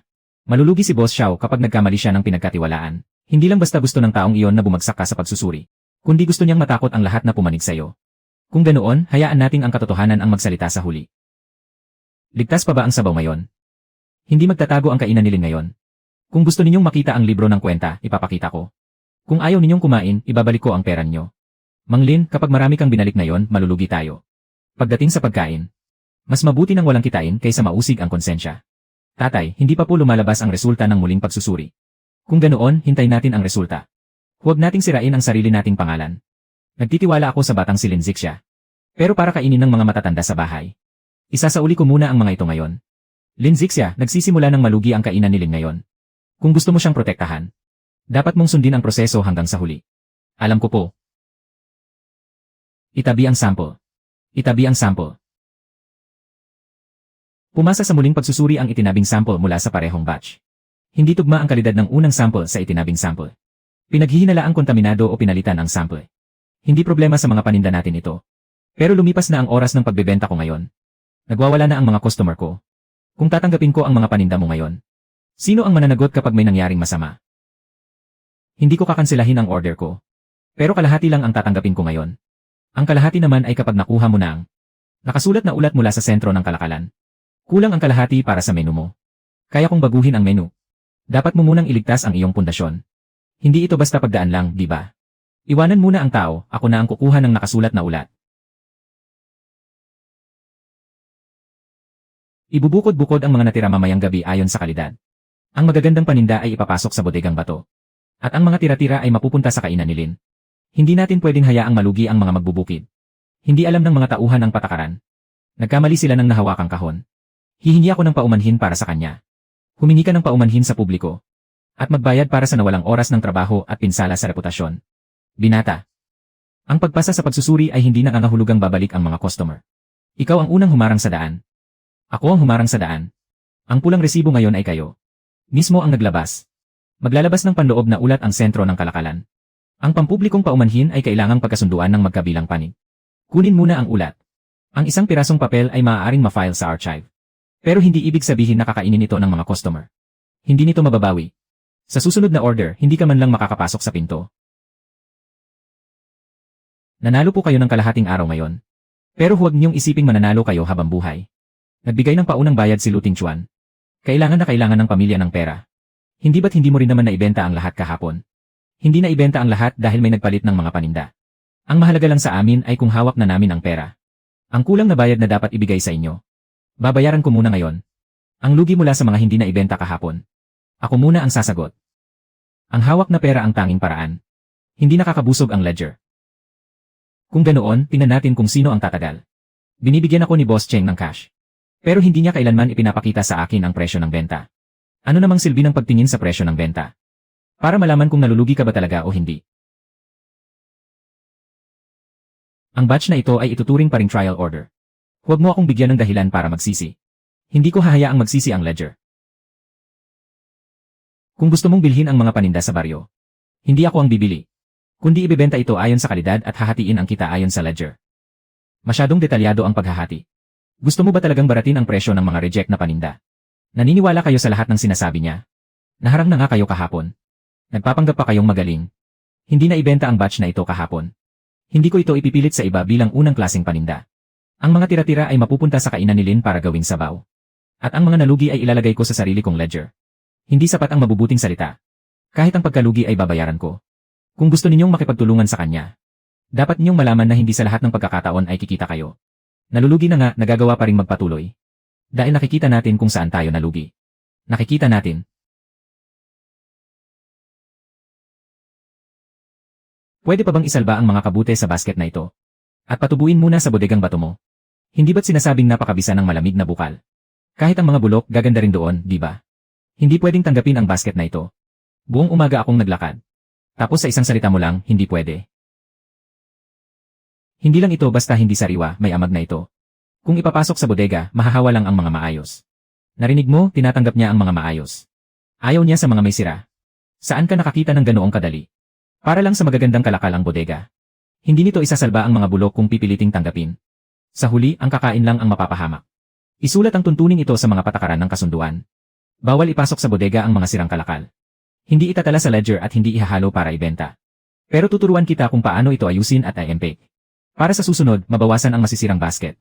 Mas mahalaga yon kaysa sa piliting ibenta ngayon. May dalawa pang basket na hindi magkasya. Hindi pwedeng ipilit. Kapag masyadong puno, hindi ikot ang hangin. Kahit ang magagandang kalakal ay mabubulok din. Kung ganoon, kanino mapupunta ang mga hindi na ipasok? Ang mga pwedeng iproseso sa araw na iyon ay dadalhin sa kainan ni Lynn. Ang mga hindi angkop ay ibabalik bukas ng umaga. Isulat ng malinaw ang dahilan ng pagbabalik. Hindi ba nakakahiya kapag ibinalik? Ang nakakahiya ay ang magpuslit ng sira para mandaya. Hindi ba mas mabuting malaman kung aling basket ang hindi pumasa? Ang bodegang ito ay hindi na lang. Para sa akin lang. Kaya lalong hindi pwedeng magkagulo.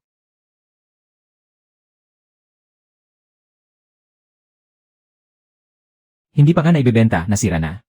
Sabi ko sa iyo, huwag kang makipagtulungan sa kanya. Kahapon niya ay nagbalik pa ng mga sirang kalakal. Ngayon naman, nabagsak ang mga magagandang kalakal. Mali ang pagkakatali. May pananagutan din ang nagkarga sa sasakyan. Bayaran muna ang mga nasira sa presyong pang-ikalawang klase. Isulat ang pananagutan ko at ang proseso ng pagkakarga. Sa susunod, gumamit ng matitigas na basket. Huwag gumamit ng malalambot na supot. Magbabayad ka talaga. Kung nakasulat sa patakaran, magbabayad ako. Paano naman ang mga nasira habang pinipitas? Hindi naman pwedeng sa iyo lahat isisi. Kaya sa susunod, kailangan munang suriin ang mga sira sa bodega ng pag-uri. Kung walang bodega, magtatalo lang sa tabi ng sasakyan. Kung walang lugar para sa pagpuproseso, magiging magulo araw-araw sa tapat ng bodegang bato. Tama ang ginawa mo rito. Ang magbayad at magbalik ng paisa-isa ay mas mabisa kaysa makipagtalo ng 10 beses. Pero kapag marami ng binayaran, hindi mo na yon kakayanin. Kaya kailangan natin ng lugar para sa pagpuproseso. Bodega ng pag-uri. Matitigas na basket at silid imbakan ng mga sample. May 3 bahagi ng dalisdis sa kanluran ng baryo na pwedeng pagtayuan ng maliit na pagawaan. Maharip ang mga papeles pero may pag-asa naman. Kapag may lugar na para sa pagpuproseso, ang mga kalakal na dala ng mga taga-baryo ay uriin muna. Hindi na kailangang magsiksikan sa tapat ng bodegang bato. At malalaman din kung sino ang may pananagutan sa mga nasira. Kung nasira ba habang pinipitas o habang ikinakarga. O dahil nawala ng lamig sa biyahe. Mabusisi kang mag-isip. Pero mabusisi rin ang mga papeles. Ang plano sa disenyo, pag-iwas sa sunog at daluyan ng tubig. Lahat ng iyan ay nangangailangan ng pera. Lanan. Hindi ba't matagal mo nang gustong magkaroon ng sarili mong tahanan? Noong bata pa tayo, nang mag-ayos ng kalan ang pamilya Zhao. Nagbuhat ako ng mga laryo hanggang sa masugatan ang mga kamay ko. Nang maayos na ang bahay, sinabi nilang hindi ako pwedeng umupo sa sala kapag may bisita. Gusto kong magtayo ng isang bahay na kahit sino ang dumating, hindi ko kailangang magtago. Pwedeng tayuan ng planta ng pagpoproseso ang lupang ito. Pwedeng magtira ng matitirhan sa tabi nito. Ang deposito at ang plano ng disenyo. Dapat simulan ng pagtatayo sa loob ng 6 na buwan. Hindi pwedeng mawala ang alinman sa mga ito. Magkano? Kung kulang, pwedeng unti-unting ipunin. Gaano katagal ang palugit? May nagbabantay dito. Kung patatagalin pa, baka hindi na matuloy. Pwedeng magtayo ng cold chain shed dito. Pwede ring magtayo ng pugon. Pwede ring ilagay ang mga bilaw doon. Ang karatulan ng paliwanag para sa mga ibinalik na bad debt. Para malaman ng lahat ang mga patakaran. Hindi ito para maghanap ng mali sa iba.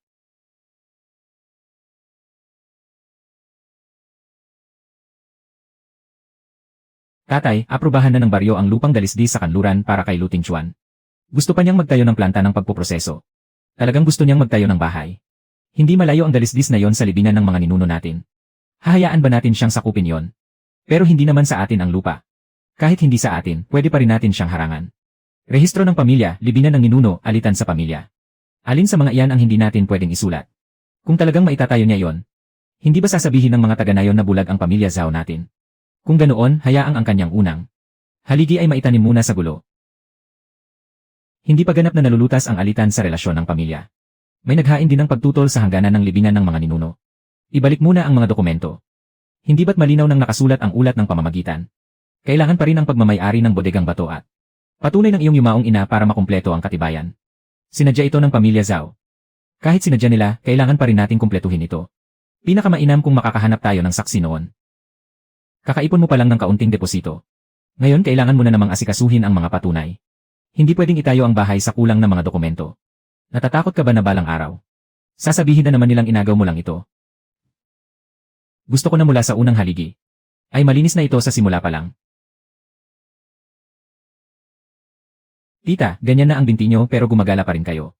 Pupunta ako para magpatotoo para sa anak ni Wanhe. Anong patotoo? Nalilito na kayo sa katandaan. Niloloko lang kayo ng ibang tao. Ang gamot na ininom nyo noong bata pa kayo ay pinatuyo ni Wanhe para sa akin sa tabi ng bodegang bato. Ngayon, kinukuha nyo ang mga gamit niya para ibenta. Hindi ba kayo nandidiri? Huwag kang sumigaw sa daan. Nakakahiya sa pamilya May. Hindi siya ibang tao.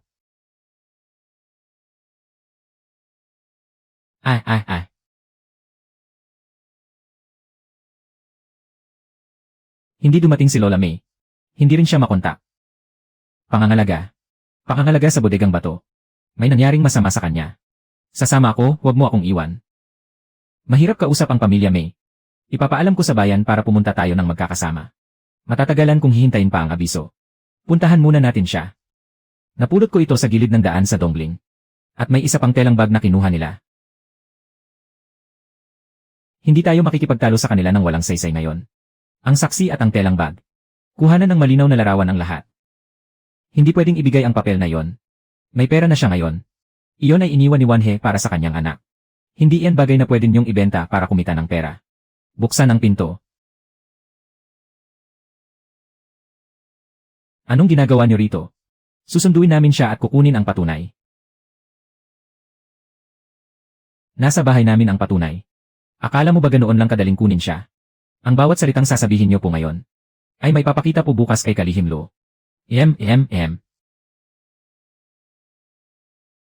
Unahin muna natin ang saksi bago ang kontrata. Maghintay tayong makahinga siya ng maluwag bago magtuos. Matanda na ang lola. Hindi na rin niya kayang alagaan ang lupa. Kung pipirmahan niya sa atin, bawas isipin pa sa kanya. Hindi ko ipinagbili sa inyo ang mga gamot mula sa lupa ko. Eksperado na rin ang mga gamot sa lagnat. Sinasabi ninyong pamilya kayo. Pero kahit mainit na tubig, hindi ninyo maipagtimpla. Ayaw lang uminom ng gamot ng matanda, kami pa ang sisihin nyo. Ayaw ko lang mag-aksaya ng pera sa pagpapakitang tao ninyo. Kayong mga tagalabas, huwag kayong makialam sa pamilya namin. Kailangan niyang magpatotoo para sa akin. Pinipigilan niyo siya. Kaya hindi na ito simpleng usaping pampamilya. May isa pang lumang gamit. Hindi natin maibibigay dito. Kung gusto ninyo ng patunay, maglabas kayo ng pera. Ang katotohanan ay patunay, hindi paninda. Kung ganun, huwag ninyong pangaraping makuha ito. Sino ang magbabayad ng gamot ng matanda? Sino ang nag-ayos ng tirahan niya sa bodega? Linawin natin ang lahat ng yan. Kapag bumalik pa kayo, isasumbong ko kayong niloko ninyo ang matanda para makuha ang lupa. Magkita tayo sa barangay bukas. Mabuti pang patulugin niyo muna ng maayos ang lola ngayong gabi. Sino ang tinatakot mo? Hindi ako nananakot. Isasama ko bukas si Kapitan Lo. Ang resibo mula sa ospital. At ang video ngayong araw. Kung pera ang gusto ninyong pag-usapan, ilabas natin ang resibo ng bawat gamot, pagkain. At kita mula sa lupain ng halaman. 5,000. Magbayad ka muna bago ko ibigay ang papel. Hindi ako bibili ng ebidensya.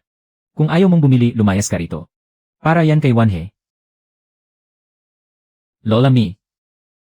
Iyon ang perang ginamit mo para sa lupa. Makahihintay ang lupa, pero ang tao, hindi. Ang nanay mo noon. Napakatigas din ng ulo na tulad mo. Magbayad ka na sa counter, ako na ang bubuhat sa kanya. Isusulat ko ang utang na ito para sa'yo. Para walang makapagsabi sa hinaharap na makasarili ka. Ang pagtulong sa kapwa ay hindi negosyo. Pero kailangan pa ring mabuhay pagkatapos tumulong.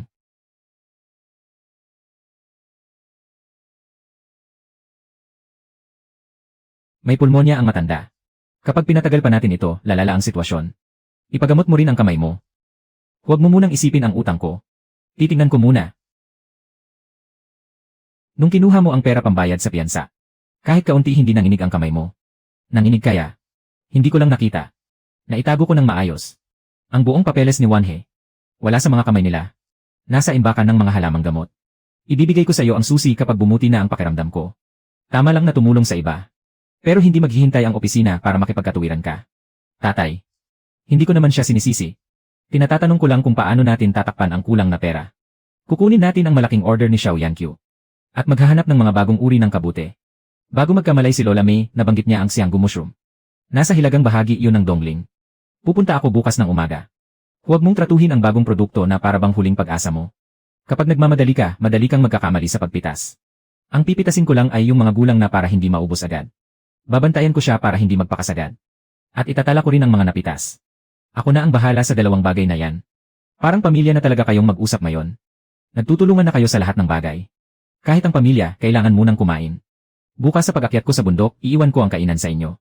Maghahatid ang tauhan ng tanghalian sa paanan ng bundok. Huwag nang mag-abala. Hindi kita tinatanong. Sinasabihan kita. Nabalitaan kong wala na ang perang deposito. Wala pa kang anino ng bahay. Pero inuuna mo pang suportahan ang pagtanda ng iba. Hindi naman siguro mapupurnada ang plano sa dalisdis, di ba? Bakit ka nagmamalaki? Kahit bahay nga, hindi mo mapatayo. Ang perang ginastos niya sa pagliligtas ng tao ay mas malinis kaysa sa perang nakuhan niyo gamit ang peking sertipiko ng sakit. Tara na, kailangan nating maghanap ng paninda ngayon. Huwag na nating sayangin ang oras sa mga walang kwentang salita. Dahil lang nagligtas ka ng isang matandang babae. Tingin na sa'yo ng buong baryo ay mabuting tao ka na. Hindi ko ginawa yon para ipakita sa buong baryo. Napakababa. Mas masakit pa ang salitang iyon kaysa sa murahin siya. Hindi ko naman sinasadyang maging masakit. Kaya nga mas masakit. Konti lang talaga. Kaya hindi natin pwedeng bigla ang anihin lahat. Magiging ganito rin kagulo kapag nagdala ka ng mga tao para mag-ani sa hinaharap. Kung mas mahal ang paninda, mas hindi dapat maging magulo. Kailangang iwanan ang ugat ng mga kabuting ito. Para tumubo ulit pagkalipas ng 3 araw. Kapag naging sakim ka ngayon, mawawalan ka sa susunod. Isusulat ko. Ang gusto ni Xiao Yankyu ay katatagan. Hindi ang isang beses lang na pagkamangha. Hindi ka katulad ng pamilya Zhao, katulad ka ni Wan He. Kukunin ko ang batch na ito. Pero ang susunod na batch ay dapat mayroong mga tala ng proteksyon sa pinag-anihan. Meron po. Maaari akong magbayad ng paunang halaga. Para matulungan kang mabayaran ang deposito sa lupang dalisdis. Sa kondisyong mapoprotektahan mo ang lupain ng bodegang bato. Isulat natin ang paunang bayad sa kontrata. Hindi nito babawasan ang susunod na bahagi ng mga mamamayan. Ikaw ang pinakatakot sa lahat ng nakilala ko. Na supplier na makalamang sa iba. Ang batch na ito ng mga kabute ay hindi lang dahil sa akin. Si Lola May ang nagbigay ng impormasyon. Si Zixia ang nagtala ng mga pinag-anihan at ang bodegang bato ay para lamang protektahan ito. Kung ganoon, mas angkop kang gumawa ng sariling tatak. Ang tatak ay hindi lang tungkol sa magandang pangalan.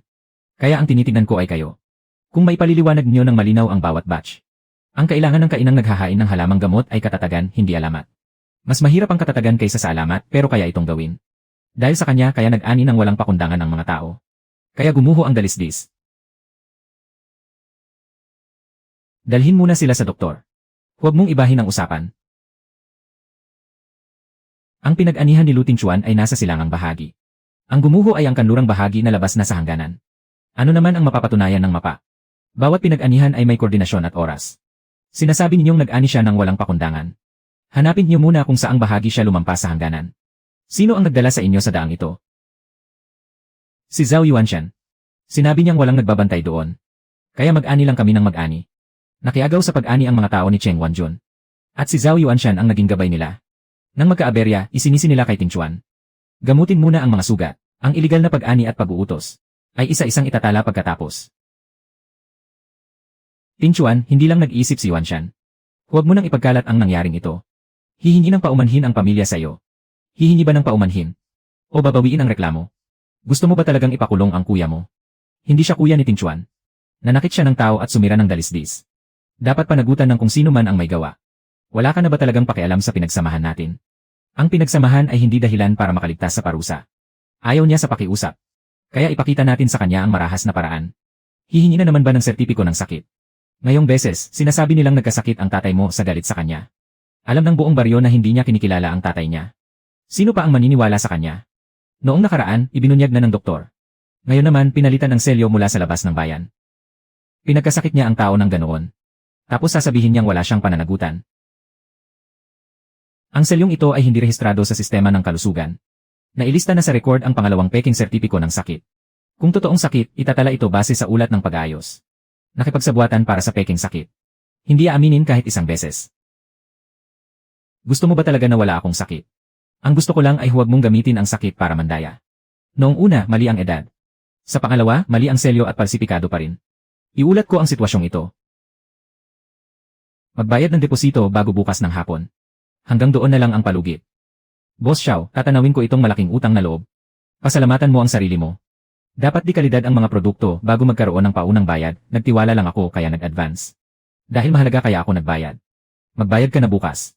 Ako na ang bahala sa almusal mo sa kainan ni Lin. Huwag kang magpakapagod ng walang laman ang tiyan. Tatay, ibig sabihin po ba nito ay pinapayagan niyo na kami? Huwag ka munang magmayabang, hindi pa nga natatayo ang bahay sa lupa. Kapag nasira yan, hindi ka na makakaalis. May 40 minuto pa bago sumara ang counter. Hindi sira ang sasakyan. Saan tayo pupunta? Sa lumang daan ng Zhuhai. Nare-record ko. Kung talagang maantala ito, isulat mo rin ang tungkol sa traffic na ito. Huwag kang tumingin sa labas ng bintana, tingnan mo ang oras.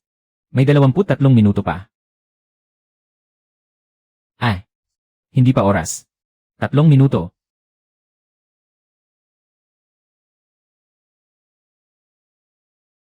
Nakuha natin. Hindi pa talaga nasa atin. Pero bukas na ang daan. Magsisimula ang pagpapatayo sa loob ng kalahating taon. Siguraduhin kumpleto ang bawat pahina ng mga dokumento. Ano ang gusto mong unang itayo? Ang silid sampol, bodega ng pagbubukod, at bodega ng cold chain. Huli na ang tirahan. Ang iba, kama ang unang iniisip kapag nagtatayo ng bahay. Pero ikaw, libro ng kwenta ang inuuna mo. Para naman hindi gumuho ang kalahati ng bahay. Pwede tayong gumawa ng maliit na kubo para kay Lola May doon. Malapit sa salansanan ng mga halamang gamot. Hintayin muna nating pumayag siya. Kahit paano, may kwenta ang sinabi mo. Ang pagpapatayo ng bahay ay hindi lang para may matirhan ng tao. Kailangan mo ring itanong kung gusto ba nilang tumira doon.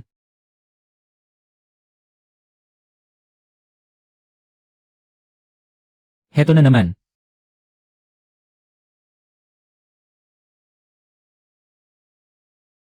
Ayaw nilang magkaroon ako ng sariling tahanan. Kaya itatayo ko ang tahanang ito sa lugar na makikita nila. Bukas ng umaga, suriin muna ang plano bago mag-umpisa. Kung sino ang nagtayo ng karatula, siya ang dapat magpaliwanag. At para makita mo rin sa sarili mo. Kapag may mga ilaw na rito sa hinaharap. Maalala ko kung gaano kadilim noong unang gabi. Kung ganoon, kumuha rin tayo ng larawan. Kapag nagsimula na ang bagong kusina sa bakuran. Huwag lang libro ng kwenta ang asikasuhin mo. Tingnan mo rin kung gaano kalayo na ang narating mo. Baka manghina lang ako kapag nakita ko. Hindi ka naman guguho kung manghina ka ng kaunti. Mula bukas.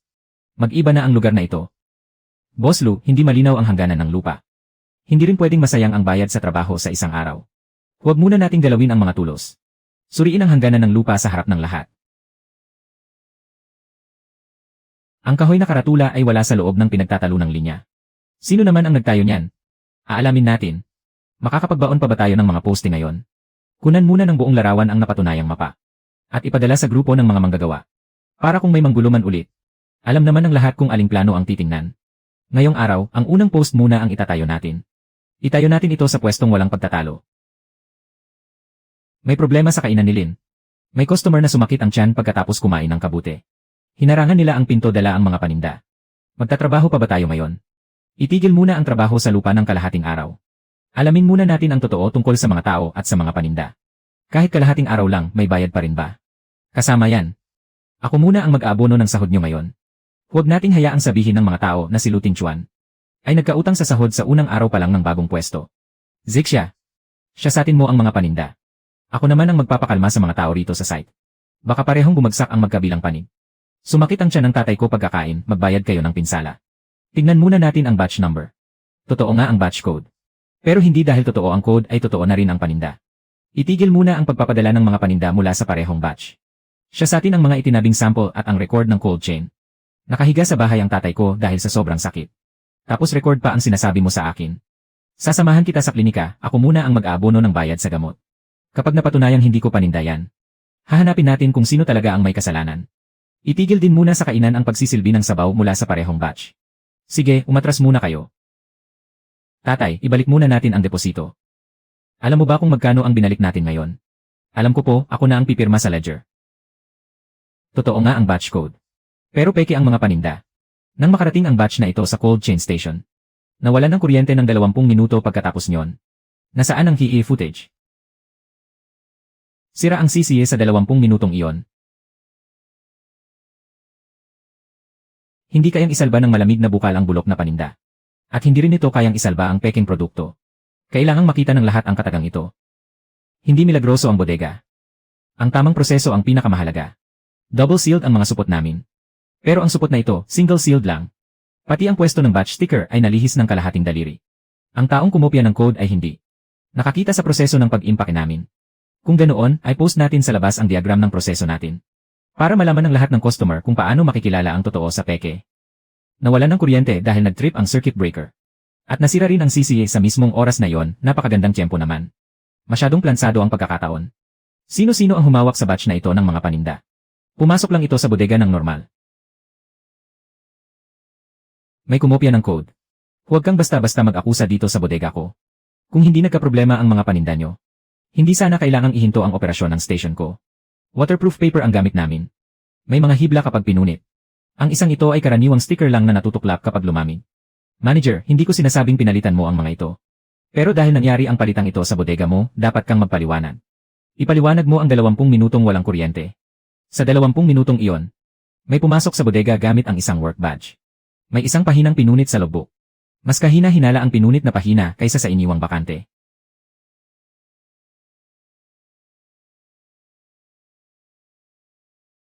Hindi kami ang kinatatakutan mo, kundi ang taong humiram ng work badge mo. Ipinahiram ko lang naman iyon ng 10 minuto. Sabi niya ay papasok lang siya para kunin ang naiwang kahon. Sino? Nakamask siya. Pero kamukha niya si Zhao Yuanshan mula sa pamilya Zhao. Huwag mong sasabihin galing sa akin yan. Kailangan ko pa ring magtrabaho rito sa station. Kung hindi ka magsasalita ngayon, ikaw ang sisisihin sa lahat ng ito. Hindi ka naman namin isasubo sa kanila. Pero kailangan mong isulat ng malinaw ang oras at ang numero ng work badge. Kahit isulat ko pa, wala rin namang silbi, di ba? Sabi ng mga tao ni Boss Cheng, kung sino man ang tumulong kay Lu Tingchuan, hindi na makakakuha ng paninda sa bayan ang sinuman pagkatapos nito. Natatakot kang mawalan ng trabaho. Natatakot akong masira ang pangalan ng kainan ni Lin, pero kahit natatakot ako, hindi natin pwedeng hayaang gamitin ng mga masasamang tao ang takot natin para harangan tayo. Nagkaproblema. Paano kung hayaan na lang natin ito? Sa ngayon, mapapatunayan nating may humiram ng ginang trabaho. Pero hindi natin mapapatunayan kung sino ang nag-utos. Umiingay na ang usap-usapan. Gagamitin mo ang pera ng kainan para pasanin ang kasalanan niya. Nagpaalam ka ba sa akin? Hindi ko ito pinapasan para sa kanya. Ginagawa ko ito para protektahan ang pangalan ng kainan ni Lin. Kung magtatago tayo ngayon, iisipin na lang ng mga customer sa hinaharap na may itinatago ang pamilya Lin. Paano kung hindi talaga natin malaman ang katotohanan? Kung hindi natin malaman, gagawin ko ang ipapaskil ko ang buong proseso sa labas. Kung saan may mali, doon natin ayusin. Kung magkano man ang malugi, unti-unti ko itong babayaran. Mang Lin, sa akin niyo po muna ilista ang utang na ito. Huwag kang makipag-agawan. Tumayo ka sa harap at magpaliwanag. Huwag mong ipasa ang lahat ng masasakit na salita sa nanay mo. Ako ang tatayo sa harap. Ako ang haharap sa mga masasakit na salita. Pumunta ka at sabihin mo sa kanya ito. Ako na ang kukuha ng channel ng mga branded na produkto para sa kanya. Ang kapalit ay dapat siyang humingi ng tawad sa publiko. At umalis sa negosyo ng mga produktong bundok sa wuling. Hindi siya papayag.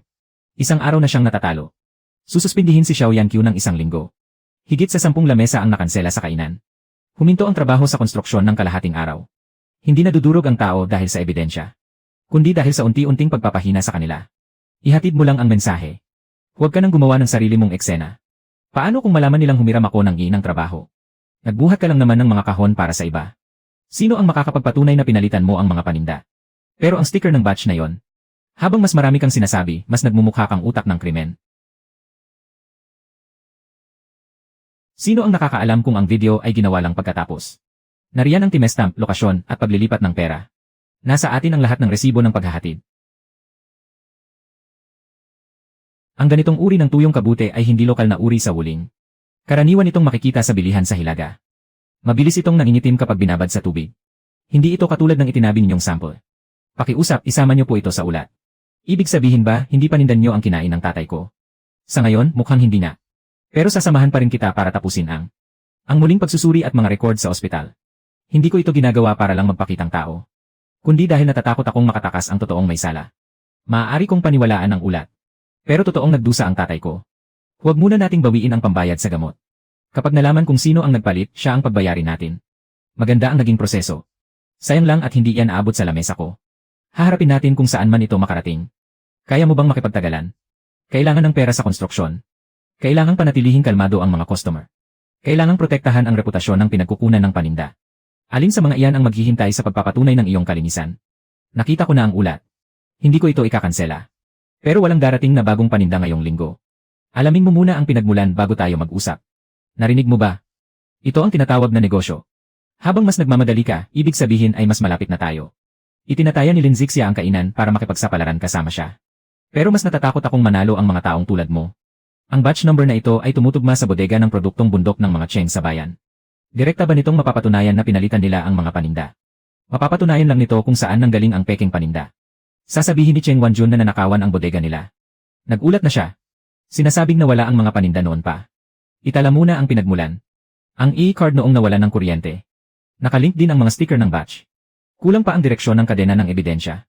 Kung ganoon, imbestigahan natin kung sino ang nakinabang. Sinisira ng mga peking produkto ang aking distribusyon. Si Cheng Wanjun ang unang nag-abot ng kasunduan sa pagbili. Hiram ni Zhao Yuanshan ang e-card. Si Cheng Wanjun naman ang nagbigay ng supply. Isang tao ang kumilos. Isang tao naman ang nakinabang. Makakatulong ang salitang ito sa pagpapasya. Pero hindi pa ito pwedeng maging ebidensya. Kaya magpatuloy sa paghahanap. Nanakaw ang mga lumang produkto. Tandaang mabuti ang apat na salitang iyan. Nakilala ako ng delivery boy. Ang nakilala niya ay kamukha mo. Hindi ikaw mismo. Ang pagpapanik ang nagpapamukha sa iyo na utak ng lahat. Nangako ka ng pera. Makukuha lang ang pera kapag tapos na ang trabaho. Pero kapag pumalpak, isang sako muna ang isusuot sa ulo mo. Gagamitin muna namin ang sa inyo para makaraos ng isang linggo. Hindi maghihintay ang merkado na mapatunayan ang iyong kalinisan. Naghihintay lang ito ng mga produkto. Pinulungan niya si Luting Chuan na magbenta ng produkto. Kaya syempre, kaya niyang gumawa ng kahit anong ebidensya. Sinasabi mong namimiki ako, magpakita ka ng ebidensya. Pumasok kayo sa bodegang bato sa gitna ng gabi. Sino ang nakakaalam kung ano ang itinago ninyo doon? Ang pagpasok ng anak ko sa bodega sa gitna ng gabi ay dahil tinawagan ko siya para iligtas ang mga sample na nawala ng tamang temperatura. Narito ang record ng tawag. Kahapon, pinagalitan ko siya. Dahil ginamit niya ang deposito ng kainan ni Lin para pasanin ang problema. Pero ngayon, poprotektahan ko pa rin siya. Hindi siya nampimeke para lang makapag-asawa. Hindi pwedeng maging magulo ang mga bagay-bagay. Kung sasabihin malinis ang isang tao, magpakita ng ebidensya. Kung sisirain ang reputasyon ng iba, magpakita rin ng ebidensya. Nagtabi rin ng mga sample ang pamilya Lin. Ang mga kinakain ay hindi umaasa sa tiwala lang, kundi sa mga record. Kung ganoon, bubuksan pa ba ngayon? Bukas kami ngayon para magbenta ng iba. Hindi namin ibebenta ang batch na may issue. Nagpapasalamat ako kung gusto ninyong kumain. Kung hindi naman, ibabalik ko ang pera nyo. Ang kabutihang loob na ito ngayong araw ay tatanawin kong utang na loob sa inyo, Mang Lin. Bakit mo siya pinapasalamatan? Pinoprotektahan niya ako at pinoprotektahan din ang mga patakaran. Sinabi ni Zhao Yuanshan na may video siya. At ipapakita raw niya ito sa buong baryo mamayang gabi. Hayaan mo siyang ipakita ang inedit na video, anong dapat ikatakot. Mayroon tayong buong kopya para itapat doon. Nakita mo, tinulungan niya siyang itago ang mga produkto. Huminto ang video rito. Ang dala niya ay ang sample na nawala ng tamang temperatura. Ang lokasyon ng tawag ni Mang Lin. At ang record sa pulisya ay tugmang-tugma.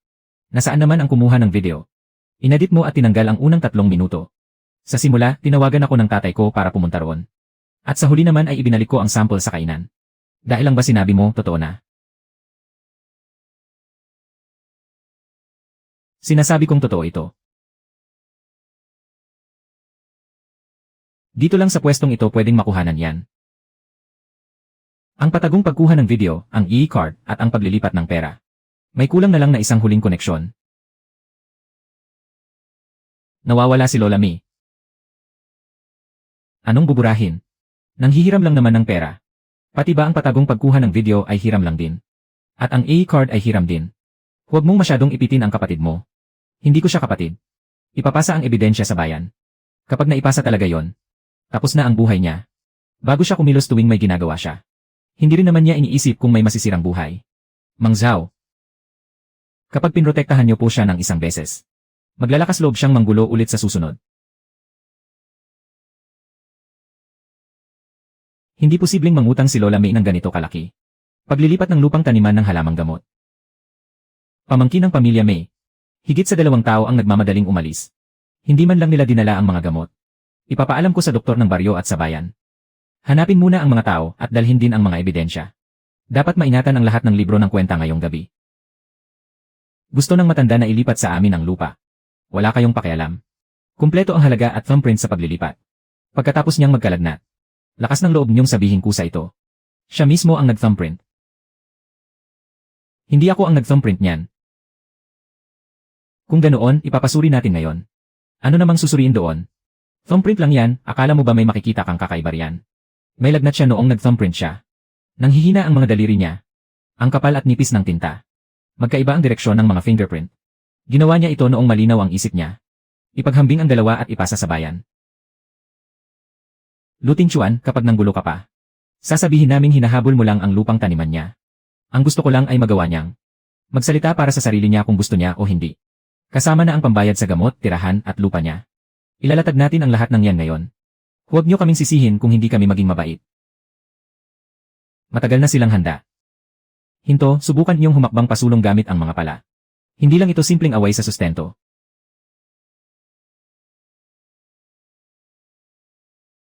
Huwag nating aregluhin ng pribado. Hindi natin ito aregluhin ng pribado. Tiya, wala ring silbi kahit bantayan mo ang lupang ito. Pirmahan mo na para iwas sakit sa ulo ng lahat. Hindi ako pabigat sa inyo. Suriin muna natin ang sulat kamay at fingerprint. Sino ka ba para makialam sa pamilya namin, ibang tao ka lang? Dahil ang lupang ito sa hinaharap ay mapupunta sa libro ng kwenta ng iba. At dahil din sa kung ano ang gusto ni Lola May. Kung gusto ninyong ipasuri, sundin natin ang proseso. Sino ang magbabayad para sa pagsusuri? Ako muna ang mag-aabono ng pera. Saka na natin pag-usapan kapag lumabas na ang resulta. Hindi niya kailangang mag-abono. Iawas niyo na lang sa pera ko mula sa mga halamang gamot. Lola, huwag niyo po munang isantabi ang sarili niyo. Maghanap ka sa bodega. Hindi lang isang papel ang iniwan ni Wanhe. Lola, magpakatatag po kayo. Hindi pa naman ako ulyanin. Ayaw lang talaga nila akong pasalitain muli. Ito ang lumang bagay na sinasabi niya. Natatakot si Wanhe na baka mawala ang mga gamit. Kaya ipinagkatiwala niya ito sa akin para bantayan. Ang librong ito ang magpapatunay kung saan nagmula ang bodegang bato. At mapapatunayan din ito na ang nanay mo ay hindi lang basta nagbantay ng bodega para sa pamilya Zhao. Nasa baryo pa ba ang mga taong ito? Ang iba ay narito pa, ang iba naman ay umalis na. Kilala ko pa ang pangalan ng mga buhay pa. Ang mga larawan, libro ng kwenta, at mga saksi ang bubuo sa ebidensya. Kinuha nila ang pera para sa mga halamang gamot.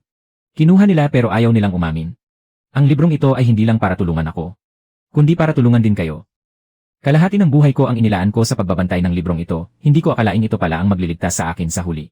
Ang lahat ng laman ng bodega ay pagmamay-ari ng pamilya May. Kapag kinuha ninyo yan, babayaran nyo ang pinsala sa aming reputasyon. Hinarangan nyo ang pinto at pinilit silang pumirma. Mas malala pa yan kaysa sa pagsira ng reputasyon. Magbayad kayo ng 30,000 at kalimutan na natin ito. Hindi kami magbabayad. Ipaubayan na lang natin sa komite ng baryo para kwentahin base sa libro. Tapusin mo muna ang sasabihin mo bago ka umalis. Ipinahiya mo ang pamilya May at pinagbayad pa ng pera. Nanghaharang kayo sa daan. Kapag hindi kayo nagbayad, huwag ninyong asahang makakalusot ang mga paninda ngayon. Nasa daan ako ng bundok ng Kawayanan. May ilang taong may dalang armas na humarang sa sasakyan. Talagang nagsumbong ka pa. Kung hindi ako magsisumbong, mas lalala pa sa susunod. May 28 minuto pa. Walang silbi kahit magsumbong ka pa. Bago pa dumating ang mga taga-bayan.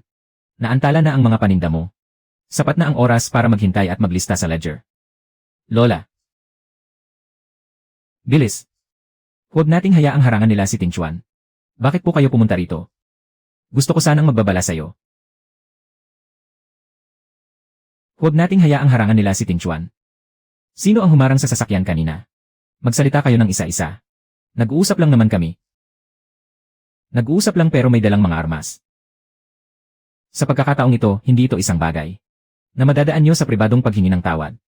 May mga record ng bank transfer dito. At may mga pirma rin ng saksi. Huwag muna kayong magmadaling magkaila. Cheng Wanjun. Pumunta siya para magtanong tungkol sa ledger na yon. Kailan? Noong araw na pumunta kayo sa Dalisdis. Hindi tayo makakapagtrabaho ng ganito. May nananabotahe sa atin ng sinasadya. Paano kung itigil muna natin ang trabaho? Inventory muna natin ang mga nawala. Bago natin alamin kung sino ang may gawa nito. Kahit sino ay pwedeng tanungin. Kung may kulang na kahit isang bag, babayaran ko. Pero huwag isipin ng nagnakaw ng mga materyales na makakatago sila. Kapag naipaskil na ang ledger na ito, at ipinaskil sa construction site, susundin natin ang patakaran. Para walang gulo o hindi pagkakaunawaan sa hinaharap. Pwede nating gawin ang trabahong ito. Huwag mong maliitin ang pambayad sa pagkain. Sino ang nagbabayad para sa kinakain ng mga manggagawa? Nakasulat lahat dito kung may utang o wala.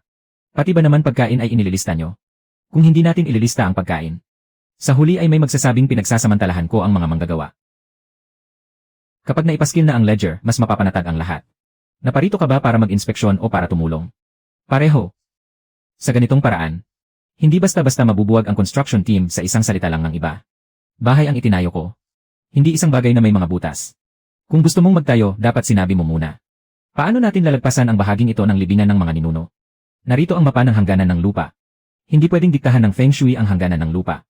Paano naman ang pagputol niya ng sustento? Paano naman ang utang na loob sa pagpapalaki sa kanya? Narito ang listahan ng pagputol ng sustento at ang mga record ng pag-aayos. Pumunta ba kayo rito ngayon para sa Feng Shui o para sa pera?